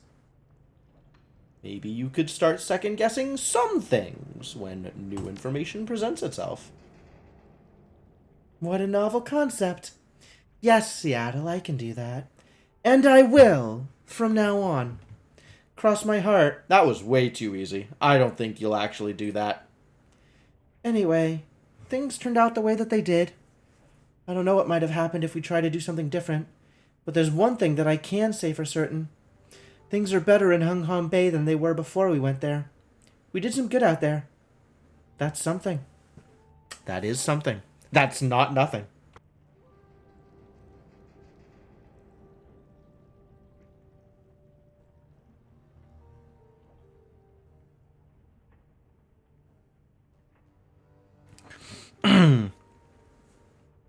Although this is a fair point. I think I didn't go out there to save Hung Hom Bay. I did it to help you. Because really I want to reinforce the ties that bind between her and her friends. I want her to not go off like a loose cannon. And if there's any one thing I want her to think about, or second guess, in the future, it's that she has friends. Remember that before going off half-cocked. Let people know what's going on. Mission accomplished, then. Come to think of it, there are 2 things that I can say for certain. You want to hear the second? Lay it on me. I think that Rat is happy that the shiny object is gone. She pauses for a moment, considering. That, or maybe that stupid egg did something to me. I don't know for certain. Either way, something is different. I can feel it in my gut. Are you sure that came from Rat? Of course I am. I had a vision. It had colorful lights, dancing rodents, the works. And when the world came back into focus, this magic marble was in the palm of my hand. She tosses the stone into the air and catches it with her other hand. Neat, huh?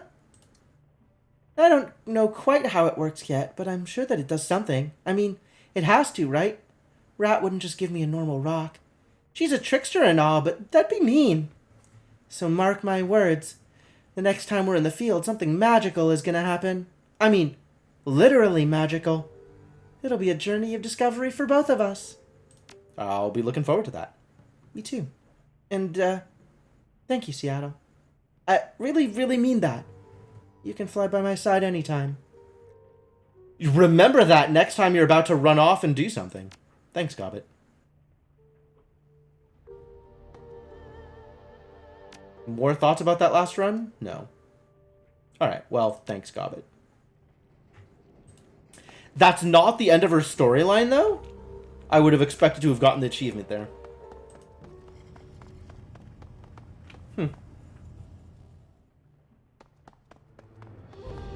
Alright, now we can go talk to Raktor and Gaichu.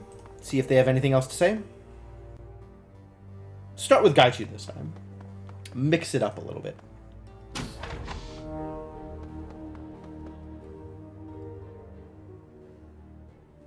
Oh. There is nothing else to say to Gaichu. Fascinating. I guess now that we've completed his storyline, there's no more personal reveals. We're just done. Alright, well then let's talk to Raktor. Raktor also, nothing more to say. Well then. I guess that's that. Alright, so now it's time to figure out whether I want to go on a new run or whether I just want to immediately jump into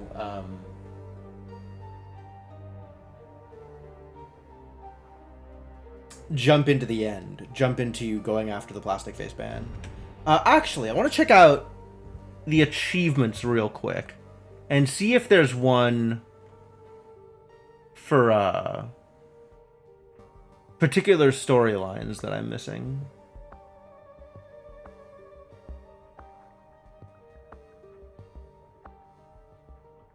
What the Christ? There's 41 hidden achievements.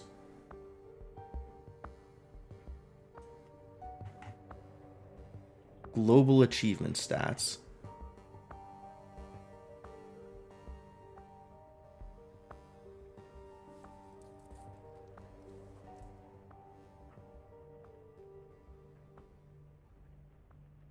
Okay. There is definitely achievement, like character specific achievements that I have not yet gotten, which to me says that there's more I want to do here.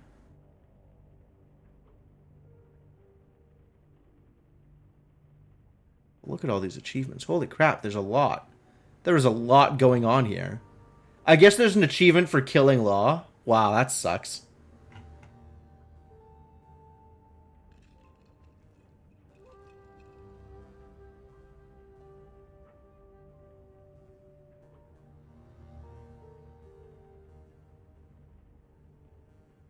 Okay, well, fair enough.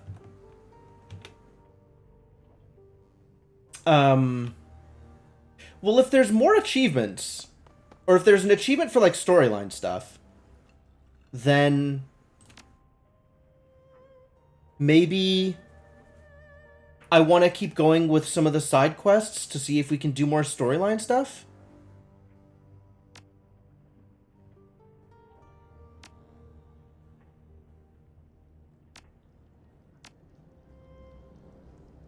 Data retrieval.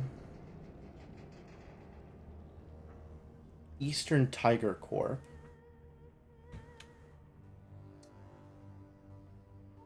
This is the one that's get on a boat. Yep.